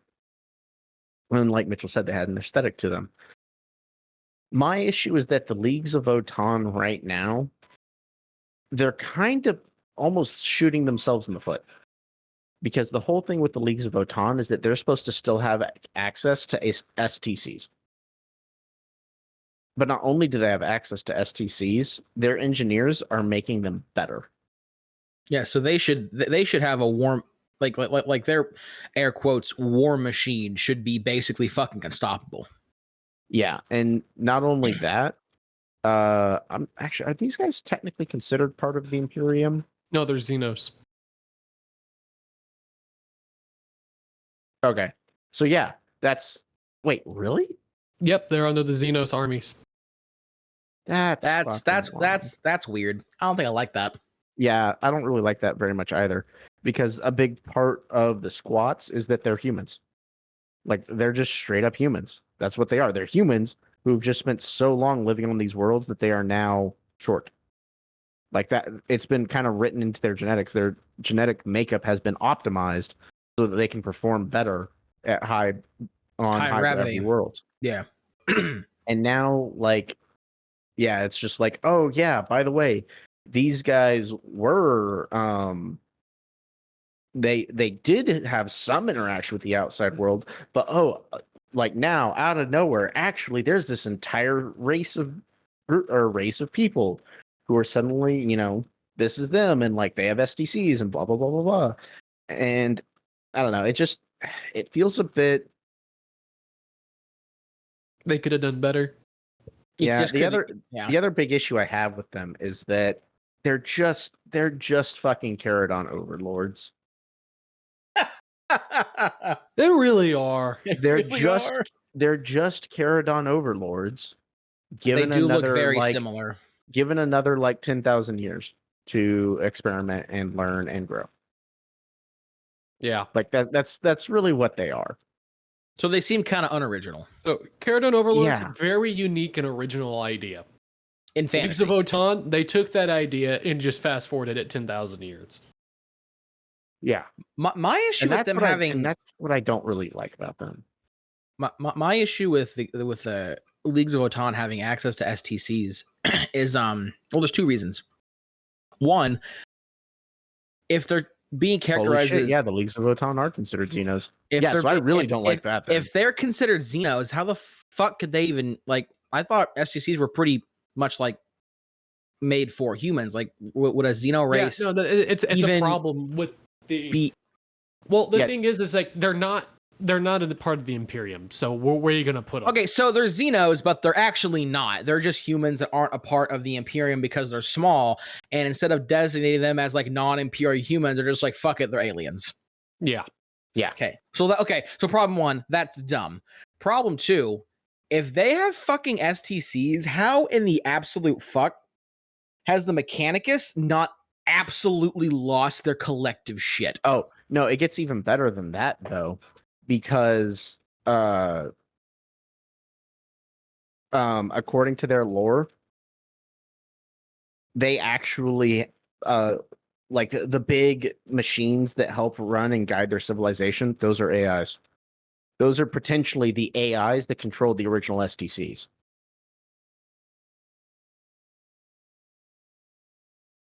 Yeah, I like that. And Yep. they have a race a race of sapient robots known as the Ironkin. And like potentially those are just men of iron. I don't know. I don't know about that one, Chief. Yeah. Now granted, some of their lore is very much like, oh yeah, no, these are like different. These are more like men of gold instead of men of iron. Because if I remember correctly, the men of gold were AIs that sided with the living creatures of the galaxy. Humanity, yeah. Well, one thing to remember is that the men of iron, when they rebelled against humanity, it became the galaxy's problem. Like everybody had to deal with that shit. The Elder had to step in because shit got really whack. Yeah. But yeah, I don't know. I just the leagues. Okay, let me put it this way: in any other sci-fi setting, the Leagues of Votan would be cool as shit. In 40K, it doesn't make very much sense, especially considering the Imperium is so tolerant of them. Like, I get it; they have a bunch of trade with rare materials to offer to the Imperium, and like blah blah blah blah blah. But Like, just realistically, the Imperium should be like losing their collective shit over the Leagues of Votan, and they should be trying to kill them just like they do any other Xeno race. yeah, like if you're gonna call them Xenos, then like okay, cool, they're Xenos. In which case, the Imperium needs to have a bone to pick with them. But yeah, so like here's a little blurb about them. The Leagues of Wotan are a prominent squat civilization based around the galactic core. Okay, let's open up squat. Squats are short, stocky, tough, and long-lived abhumans. So they're straight up abhumans. But like then they're classified as Xenos, and I don't know. I get why they didn't say like, oh yeah, these are Imperium units, but also like it doesn't make any sense for them to be Xenos because they're abhumans. Like just point blank. Yeah, that doesn't. And then also make they a whole lot of refer sense. to their origins as the Age of Myth. And like, Come on, mate. Really? Yeah. Really? According to the first truths of the Leagues of Votan, the kin's origins lie in the Age of Myth. Oh, that's So what you're telling me Hang on, That's here, pretty let me, funny. let me- Origin Overlords won. yeah, that's what it is. They win the Age of Sigmar. That's what happens. They somehow managed to tell the Chaos Gods to fuck right off in the mortal realms, and then they go and they shiv Sigmar in the throat, and then they go and they tie up Grungy in a gimp suit and throw him in their fucking basement. Yeah, so to And give you an that's what idea, happens. these guys, they initially started out as merchants that left on generational ships with artificial intelligences that eventually became the Votan ancestor cores. So yeah, literally, they left from a pre-Imperial Terra. So this is back during The Dark Age of the Dark Age of technology, or it might have been towards Old Night because it is generational ships, but it probably wasn't during Old Night. Or it would have been right at the start. But like again, I read so much of their lore, and I'm just like, oh, cool, these are fucking Caradon overlords, and like they have all this massive amount of technology and this massive economic, and they're like this, very economically powerful group, and it's the same issue I have. The issue I have with them is the same issue I have with I forget the war zone, but it's the one where Gazkul is throwing down with the Nids, and we're just seeing this massive arms race. It's the plan. So Cryptman nukes all those planets. That's not Octarius, is it? It might be. I don't remember. But like it was. So the Inquisition basically censures Cryptman because Cryptman blows up all those planets. And then this new guy comes in to deal with the threat, and he's like, "Well, let's just throw the orcs at it." And then they ended up start getting the orcs and Tyranids into this massive arms race, and they're like, "Oh, we might have fucked up." On because the Nids and the orcs fought for like, I don't fucking know, like hundreds and hundreds of years, and all they managed to do. They're still fighting. Oh yeah, but I mean, but all the Nids showed up in M41, didn't they? Yeah. So they have been fighting for thousands of years, or maybe like 1,000 years max. But point being, all they've managed to do is make super Nids and super orcs. Yeah. Basically, we have Tyranid we have Tyranid primes and orc primes. That's what they've managed to do. Yep. And then like the Leagues of Votann show up, and like to a certain extent, okay, cool, yeah, like we need to start seeing factions start like elevating themselves to a certain extent to be able to fight the orcs and the Nids. Otherwise, those two are going to wipe out everybody else. But also, like, just shitting out the Leagues of Votann, where it's like, oh yeah, we basically just took our Caradon overlords and made them 40k, and then like also they have access to all this juicy tech stuff. It's like, so basically, I think a good way to put it is, instead of writing good juicy lore that would elevate the story and come to a conclusion that would benefit 40k as a whole, they just kind of Deus Ex Machina mecha dwarves, essentially. Yeah. And that's really what I don't like about it, is that the lore, I won't say that the lore is poorly written, but just in the context of 40k, it's just as juxtaposed. A whole, it just doesn't. Yeah, there's some kind of, it doesn't quite mesh right. Kind of like a cop out. Instead of trying to push yourself to write lore to make sense of this new problem and how they're going to fix it, or how the problem is going to end up being a bigger problem, they're just like, here's this cop out, robot dwarves. Yeah, and they just magically kill everything, or they magically solve the problem. Yeah. And they're Xenos, but they're not Xenos, but they're Xenos, and we love them, but we don't actually love them because they're Xenos, but they're not really Xenos. Oh, and by the way, STCs.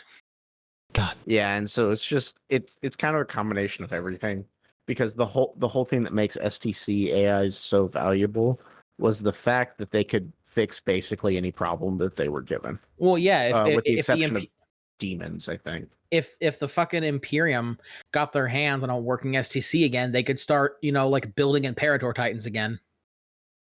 Yeah, and those and those super Titans, they could even start building something that makes the Imperator looks like a fucking firecracker. Well, no, we've already seen that. I forget what the Titan's name was, but it had to be fucking destroyed by like a group of Grey Knights and some other people, because I forget if it had gone rogue or if it had been possessed by chaos. Talking about the Abominatus? No, not the Abominatus, because that's an Imperator Titan that got fused with a Greater Demon of Khorne. No, yeah. it was a Titan that was just bigger and stronger than the Imperator, and I think it was not so boxy. It was actually more human-like in form, and I can't remember the name for the fucking life of me. But it was either A, the AI had gone rogue, or B, the AI had been possessed by chaos when they found it, and they had to blow it the fuck up. But it was 100% a Titan that was bigger and better and stronger. I do remember what you're talking about. It wasn't an Imperator. That's what made it so unique, is it was more the size of a warlord, but it could go toe to toe with an Imperator. That's what made this thing so unique. It was a new class of Titan technology. Yeah. Like the or not from the Dark Age, but it had been built by an STC.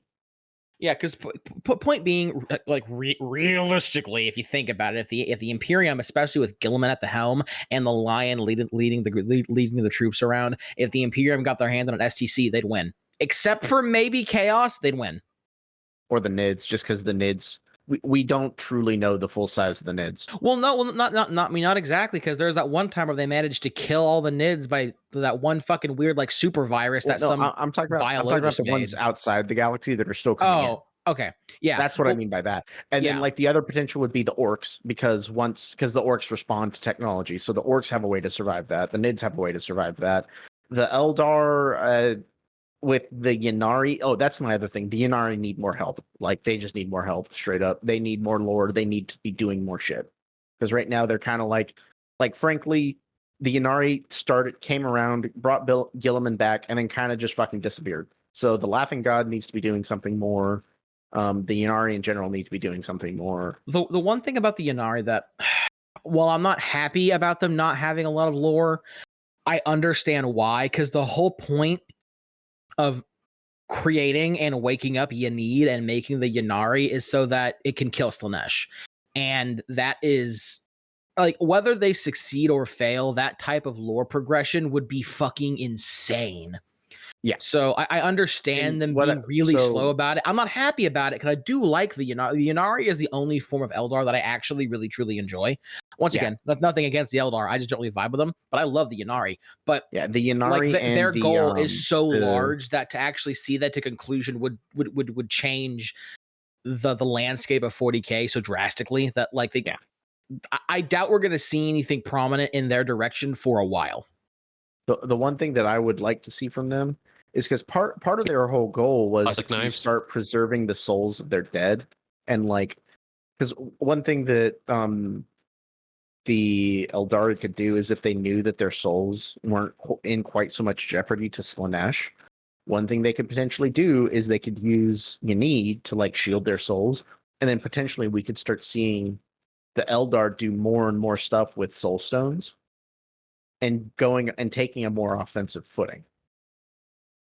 So that would be something really interesting that we could potentially see from them. And that's why I wish they would do a little more with Yanid, because then we could see the Eldari start to kind of elevate themselves as well. And that would be how they would get there. I'm trying to think who else. The Tau. I like the Tau. But frankly, unless they're going to have to do something really funny with the lore in order to make the Tau capable of surviving into this like new kind of phase that they're building up to of escalation inside of the 40K universe. Now, one thing that shit's just getting more and more intense, and the Tau more or less stayed the same. Yeah. Now, granted, the Tau have shown an ability to adapt, because they basically, in 2,000 years, they went from banging rocks together to space fleets and railguns and shit. Yeah, exactly. So definitely the Tau are very much adaptable. One thing that they could potentially do is they could actually bring one of the two fallen Primarchs out. Oh man, I don't think we'll ever see that. I mean, that'd be cool as shit. Here's what I'm thinking is that one of the two fallen Primarchs is that basically we've theorized about this before, is that potentially a potential reason for one of the two fallen Primarchs to have left was that they actually sided with Xenos. They were like, no, we don't need to kill every Xenos race in the galaxy to assert our dominance. We can coexist. And the Emperor was like, yeah, I'm not jiggy with that. Yeah, so potentially what we could see is that, like, oh yeah, one of the Primarchs like basically got yoked into the warp, and everybody just assumes that they're dead, or they went like got yoked into deep space and they're just drifting in deep space. And we could potentially see one of the Tau pick this Primarch up, or maybe the Primarch's been there all along, and that's why they've been able to accelerate so hard in technology. It's the spirit of Ferris Menace. Oh, the flesh is weak. But potentially that's something that we could see, and that would allow the Tau to survive into this new age of escalation. Not to mention that would just be cool lore, because then we could finally get some lore onto one of the fallen Primarchs. I thought about this when I was like just taking a piss. Do you feel as though there's just too many world or universe ending events like being built up in 40K? Like, I look at it from what's been kind of like done in the past, and it's like this sector or like this planet system is going to be destroyed and whatnot. Yeah, I have a lot of these like universe and stuff and about like you need Tyranids, Gaskell being a Necron, Quark. Silent King coming back, all that. Yeah. It's kind of like red shirting this idea of universe ending events. Yeah. It Yeah, almost it almost feels like and like I know this will never happen because GW is never going to end the cash cow that is 40K, but it almost feels like they're building up to this like apocalyptic like sequel ending, like this big apocalyptic ending where like everything is concluded, or gonna a be very Warhammer drastic 50,000. change, right? Warhammer 100K. But So I take that much it, money to get into the game. it almost feels like the best example that I can come up with in my head is like the great retconning of the Necrons. But instead of just being like, yes, we're going to retcon all this shit, is we're basically going to build up to this apocalypse of the entire universe. And that's going to allow us to start writing a whole new lore and a whole new beginnings to all these things.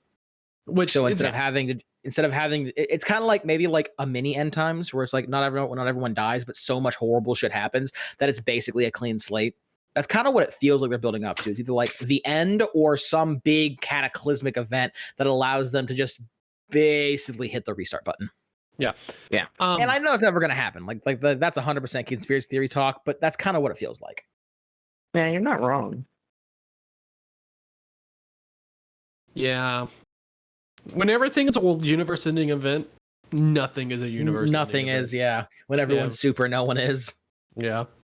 All right. Here's a question because I think because y'all both said that the Leagues of Votann. I almost said Caradon fucking overlords.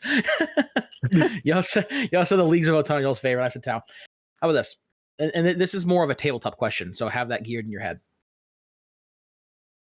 Is there a faction that you think needs to play different to better represent the lore?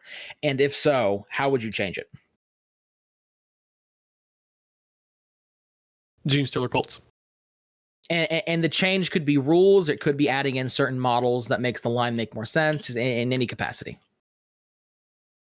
Yeah. Mine would be Genestealer cults, and really it just needs to be more of a horde army. So less specialized, less like vehicles and shit, more just like, look, they're everywhere. God, the units need to be absolute trash.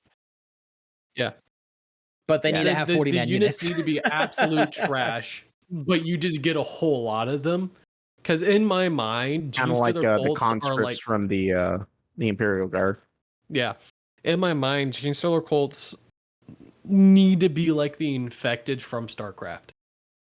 Like, we've heard this really before. weak, but by God, there's a lot of them. Which is a lot like the Imperial Guard. They're supposed to be pretty damn weak comparatively. Unless there's just you're a using lot vehicles, of them. though. Yeah, because like Lehman Russ is slap, Baneblades hella slap. Also, Genestealer cults need to have a lot of access. Like 8th edition Genestealer cults had it good where they could use a lot of the Imperial Guard stuff because that just makes sense. But wouldn't that kind of detract now they from them don't being have more that of a ability. horde army? Well, hold on. Wouldn't them using a bunch of Imperial Guard stuff detract from them being more of a horde army? Because like you can have a horde, but if you could also have a Baneblade, why have a horde when you can have a Baneblade? Well, you need that option though. You need the option being a horde army because having the model count like what was in 9th edition from like 6 points for a neophyte hybrid and still like a 5 point for a conscript, like yeah, 1 point difference, but when you're having 100 on the board, that makes a big difference. Yeah. So it's not so much that they need to be exclusively a horde option, but they need to have. Let me rephrase. It's not that they need to be exclusively a horde army, but they need to have a better option to be horde if that's what they want to do. Their Yes. horde needs to be better if they want to go that route, and they need to have the option to either be a horde army or be a little more Imperial Guard-esque and have more vehicles. Yes. Yeah. Also, I think it'd be an amazing concept, and this is just more like a spur of the moment in my mind, and you can belittle me for it. But I think it'd be really cool about like every single time a person activates a unit on like like your opponent activates a unit in such and such phase, roll 2d6. If it's 11 or higher, they don't get to control that, and it kind of turns on them or something. I think that'd be neat. And the issue is that only works when you're fighting against like Imperial Guard. Yeah. Again, Well, no, it was not a spur of a in- moment thought. I mean, not Yeah. entirely. They do say that Gene Stealers do go to other planets, so it could potentially work with any And there's like Gene Stealer non-chaos. And yeah, like I don't think they could do that with like Space Marines or CSMs or Custodians or some of the more elite units. But any army that has a little more horde likes, orcs, guard.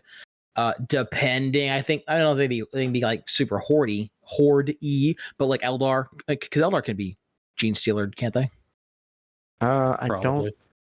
don't know, to be honest. But yeah.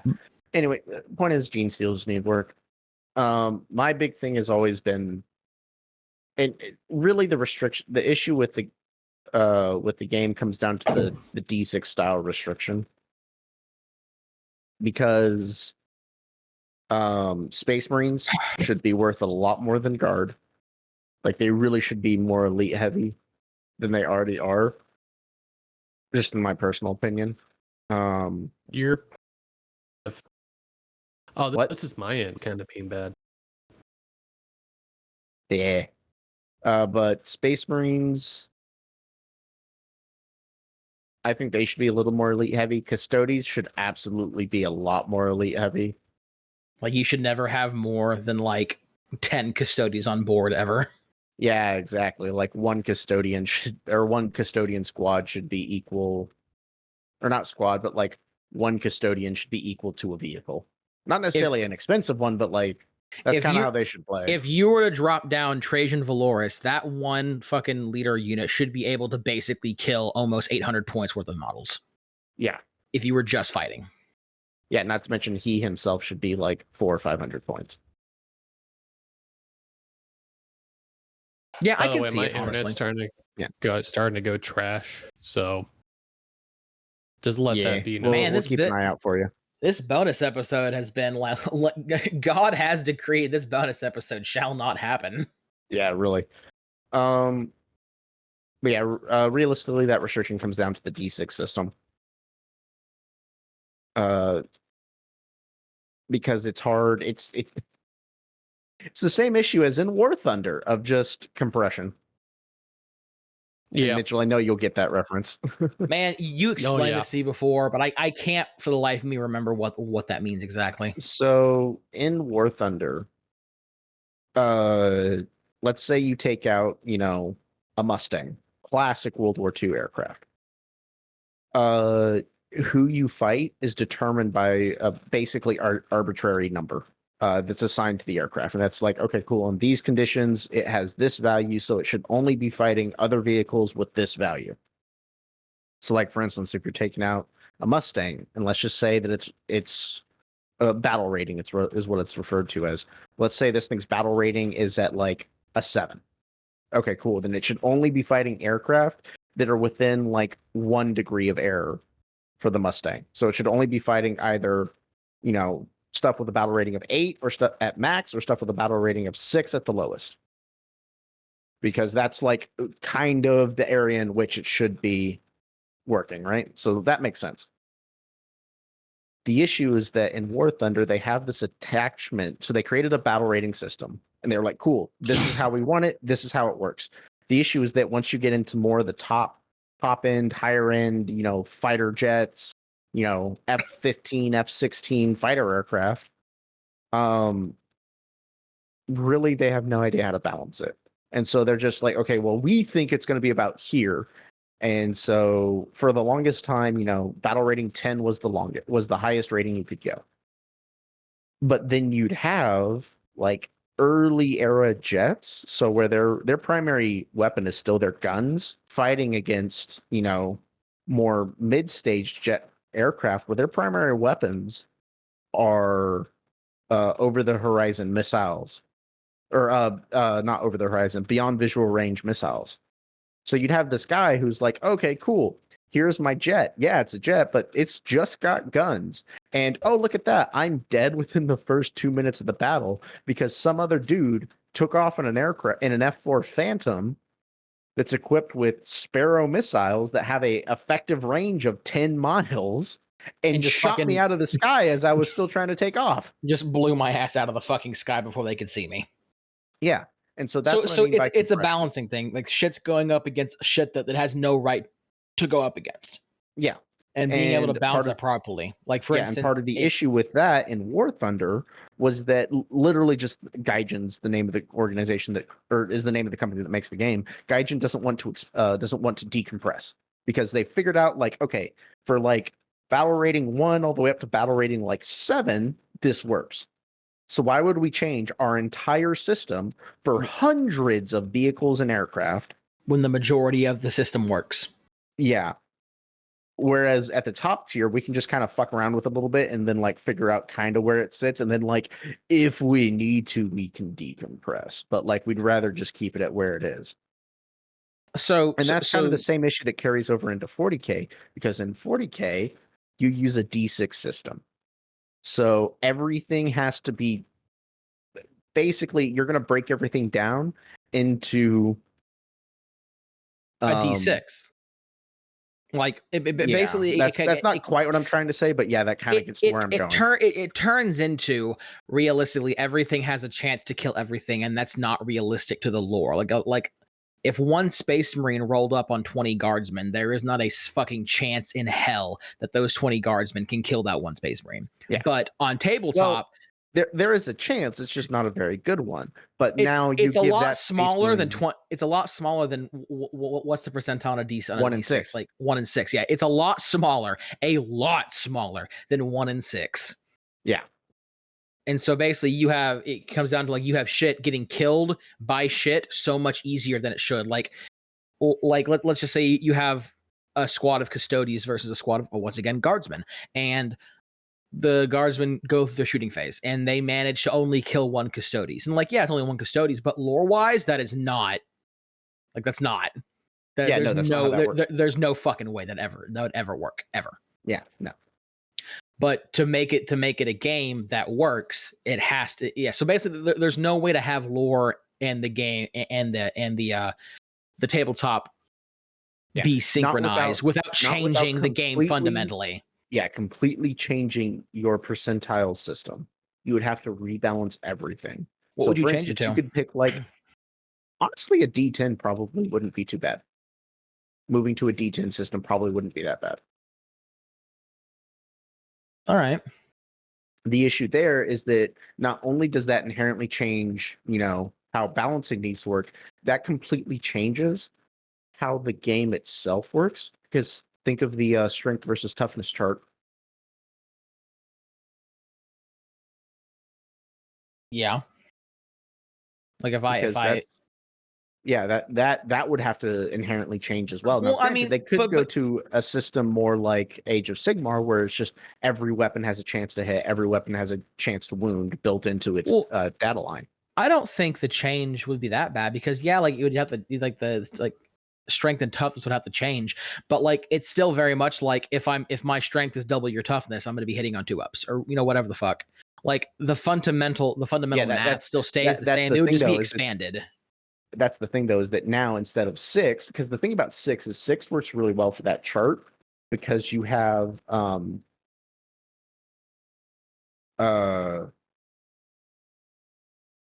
stages on that chart. So if you meet it, okay, cool, then it's, a 50% chance. If you're higher than it, then you have a little bit better chance. And if you're double it, you have a really good chance. And then going the other way around, if you're less than it, you have a harder chance. If you're half of it, you have a really hard chance. And then you just toss away ones as like an auto fail thing. So for that chart, it works really well. You move to a D10 system. Okay, let's say you're still throwing out the ones. So let's say the ones are still auto failures, but now you have 9 stages at which you need to determine how you wound, like what your wound roll is. It complicates things. Yeah, and that's what I I mean by honestly saying, really do you have to like- completely change the game. I 'Cause it's really not like just how Age of balancing, Sigmar it's not can just always expanding things to make things make sense a little more. You're also inherently changing a major part of the game, which is based on wounding. I like how Age of Sigmar does where it just says like roll this to hit, roll this to wound. Makes the game go by a lot faster because you're not having to check with your opponent to be like, hey, what's their toughness and stuff like that. Yeah. But if they did go to like a D10 system, as you're stating, or even a D12, I do like D12s. Fuck it, D20. Confuse the shit out of everyone. No one Like, can play this game without a calculator. You can make that like 12 up. It's just instead of being a 1 in 6 chance, it's now 1 in 12 chance, and it's a lot more difficult to Actually, spike. the funny thing 12s. about that is if you went to a D12 system, that would actually be an easier conversion. Because then you just double it. everything, Just double and then everything, you fine tune it later on. Okay, no. Hear me out. Yeah. Hear me out. A D100 system. Bro, at that point you'd have to be No. rolling by the squad. Welcome to Apocalypse. Oh my god. I think my faction that I think needs to be changed. I guess like Phil kind of talked more broadly than just than Mitchell and I am, but I still think he made a lot of sense. But I'm gonna dumb it back down to just like faction wide. In note, I am bad. I have not yet looked into 10th edition rules. Boo. I've been more focused on getting my shit built and painted than like trying to figure out how the game works in 10th edition. I have the books and shit. I'm just gonna get to it later. Fight me. So I might be wrong. I mean, I have my knife. I have my little pink stabby knife. It is made of plastic, folks. He is joking, by the way. No, I'm going to stab Philip with an actual knife. He will die. 100%. I mean, I'm ready. Let's fucking go. Yeah, right. The Hey, big it's sleep. a win-win. You don't have to worry about bills anymore. But so, oh man, that is tempting. before I go on, I'm going to preface this with like with 10th edition rules, I might be wrong, but I have had a bit of a bone to pick with Death Guard for a while. I do not like how Death Guard work on tabletop. Because my thing has always been that like 9th edition, 8th and 9th, I wasn't as bad. I was still a little about it, but it wasn't as bad because they had the whole like disgustingly resilient shit and whatnot. But I've always felt like Death Guard should be represented better by having more wounds rather than having higher toughness. Because they've always said it's not that it's harder to wound them; it's that they don't give a shit that they've been wounded. Yeah. So you can hurt them just as easily as you can hurt other Space Marines. They just don't fucking care because 80% of their body is just weird, pestilent muck that doesn't matter if they get hurt. Like they can take these grievous wounds and not give a shit because it's just blech. So I have a question for you. Would you think it would suit them better to have so I'm going to give you 3 options and I want you to pick one that you think would be the best representation. Am I allowed to give my own if I don't agree with any of your 3? I guess you could, but No. like I think I'm going to cover the 3 basic ones. Oh, okay, Mitchell, I'm sorry. More wounds. Actually, I guess I'm going to go through 4. More wounds, damage reduction, wards, or higher toughness. Or sorry, not wards. Feel no pains. FNPs. I'm gonna do a combination. More wounds and a really shitty FNP. So I would say Like they get 6 up. I would say they get demon saves, but they're 6s instead of 5. So a really shitty FNP, but they also have more wounds. Okay. And would it be like one wound per Marine? I would say that so like basic ass plague Marines, I would say yeah, have like 1 more wound, but like Terminators, like especially fuck Blight, help me out here. there's two types. Light scythe- haulers. There's the scythe boy terminators and the not scythe boy terminators. Death Death Shroud and the Death Shroud have the scythes. Death Shroud are the big ones. Yeah, those are Light the ones that Lords. have. Light Lords. Yeah. Is it Death Shrouds or Blight Lords that have the scythes? Death Shrouds. Because Death Shrouds were Mortarion's personal guard. Yeah, so I would say, because basically to be a Terminator is to be in Terminator armor is to be the more elite, the better skilled and whatnot in normal Space Marine. So how that would transfer to Death Guard, in my opinion, was they're the older, more experienced, more bestowed of Nurgle's gifts. So I would say like the Death Shroud, Death Shroud, and we said Blight Guard? Blight Lord. Blight Lord, yeah. So Blight Lord Terminators. So normal Termies have what, 3 wounds, right? 2 or 3? I think they have 3 now, right? I don't remember, to be honest. Going off the assumption that Terminator, like Space Marine Terminators, have 3 wounds, is I would say Blight Lord Terminators would have 5 wounds and Death Shroud would have 6, which I know sounds crazy, but the whole point is that they are the more experienced and they have more of Nurgle's gifts bestowed upon them. And the more gifts you have of Nurgle normally means the tankier you are because you have more of his rot, more of his demonic resilience. Mm-hmm. So I would say Plague Marines 1 would have 3 instead of 2. Blight Lords would have 5 instead of 3, and Death Shroud would have 6 instead of 3. And then also because Death Shroud are melee focused as well, which will also help them.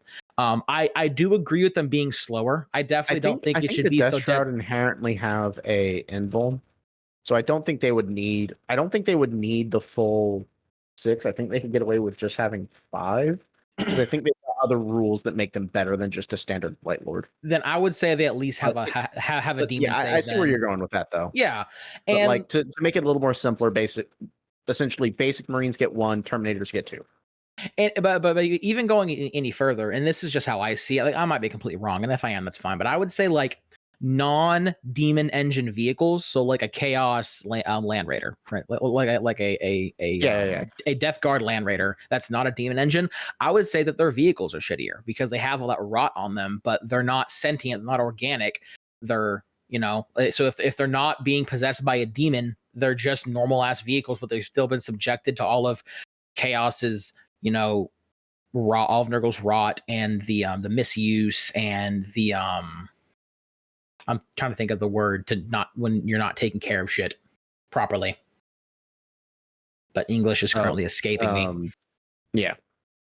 I would say their vehicles would be shittier, but their demon engines would have the same type of resilience that the Plague Marines do, because the demon engines are Nurgle demons inside of, a vehicle. Yeah. So, like, obviously, you could go further and further into that, but that's how I would run Death Guard if I had to make the rules. And once again, I know I already said this, but it just goes back into they've always said that like it's not that they're harder to hurt; it's that they don't give a shit that they've been hurt. Yeah, and I've always felt it's like harder to kill them because you have to deal more damage to them. Yeah, and them having more toughness. Yeah, it never made any sense to me because they're not tougher; they just don't give a shit that you've blown half of their chest out. Yeah. So that's always been my big gripe about Death Guard. And like in 10th edition, they might be different. I'm not sure, but from my current knowledge of Death Guard, that's been my biggest issue. I think in 10th edition, actually, they did away with a lot of their resilience, and so that's actually been a big issue that they've had in 10th edition, is that they aren't particularly resilient. So they're slower than every other Chaos Marine faction, but they lost like all of their protections. Resilience. Yeah. So they're just abjectly shittier. Yeah. Lovely. But yeah, that's mine. That's how I would fix a faction. Man, okay, I know that we've been going and going. How long has this episode been so far? Well, we've had a bunch of technical issues. So... It's been about 2 hours, hasn't it? Yeah, my internet's not getting any better. So hang on, we may need to end it before we decide to go to ending. Is there any other particular like 40K thing y'all want to talk about before we go ahead and call it? I think a bunch like the Horus Heresy kits look fucking dope as shit. I wish I liked resin more because happy. those resin kits look good. Well, no, a I'm bunch so of the shit's coming to happy plastic, so like it looks fucking fantastic and it's easy to build. that Zinch is the bad guy in Space Marine 2. What? Dude, did you not see that? Thousand Suns are like, instead of it being Nurgle or like Korn being like the bad demon guys, it's Zinch this go around, and they haven't been the bad guys since Fire Team, that 2006 supposedly Halo killer. Wait, hold That on. was You the said Tau based. you said in Space Marine 2? Yeah. Yeah. I thought it was So, well, Tyranids. it's just like the Space secondary Marine 1. bad guy. The secondary bad guy is Zinch. Yeah, it's just like how in Space Marine 1, like, yeah, the bad guy was orcs, but it actually turned out the bad guy was chaos. Where did y'all see that? There have been some leaks that have come out about it. Yeah. Oh, that's actually really fucking cool. So you get to Yeah. fight. You get to fight Rubric Marines. Oh, that's dope. You know, it'd be cooler Yeah. though. Honestly, like as much as I would I love that. You know what I think would be the coolest though? What? If it was Slanesh, because Emperor's children Slanesh get no love. They get no love. Well, it has to be somewhat family friendly. Listen, the game is MA, not X. Yeah. What it comes down to. What is it? The one of my more favorite memes right now is it was like, oh yeah, why don't I saw this on Grimdank on Reddit on Grimdank, and it was like, oh yeah, why doesn't the rest of 40k like the Emperor's Children? And the dude in the picture was a dude sitting with a glass of wine. He was like, oh well, we bring a bit of like raping babies vibes, and no one really likes that. It's like, yeah, that's pretty accurate. I can't really blame them, but I wish someone could bring them into more mainstream like media, be it games or a show or whatever, and somehow manage to make them fit without making it a full-on like hardcore snuff film. Yeah. So, Like that would be nice. I'm just saying. have you ever heard about the backstory behind Event Horizon? About how it was almost rated in 17? Real quick, Mitchell, I just want to say that the current song I'm listening to on my 90s grunge lo-fi compilation is Seven Nation Army. Nice. I Oh, get and about it's- like every other syllable, but I understood. But my internet's being trash, and we do need to end this.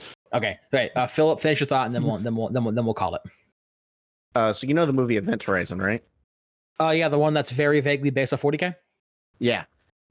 So do you know how it was almost rated like in 17? Well, yeah, because the whole blood murder porn scene thing, where they were like Yeah. seeing the visions in hell, and it was people like fucking corpses and shit, and all kinds of horrible, heinous ass things. Yeah, they like legitimately brought in porn stars and basically filmed a really fucked up porno. Well, yeah, no, they called it the blood orgy. Like that's what it was called on Yeah. set. Yeah, and they filmed it all in like a weekend at like, and like not very many people knew about it, and so then they brought it to the And they were like, "What in the cinnamon toast fuck is this?" yeah, they brought it to the producers. I remember and that. the producers were like, "What the?" They were like, "Whoa!" Well, because it was longer. It used to be like a 4 or 5 minute scene, and then they were like, "You get 3.5 seconds, and that's fucking it." Yeah. But yeah, no, that's rough. it was like a whole ass nudity and like bareback fucking in it, and like it was bad. There's blood and organs and shit, and like fucking skull fucking people in one. It was rough.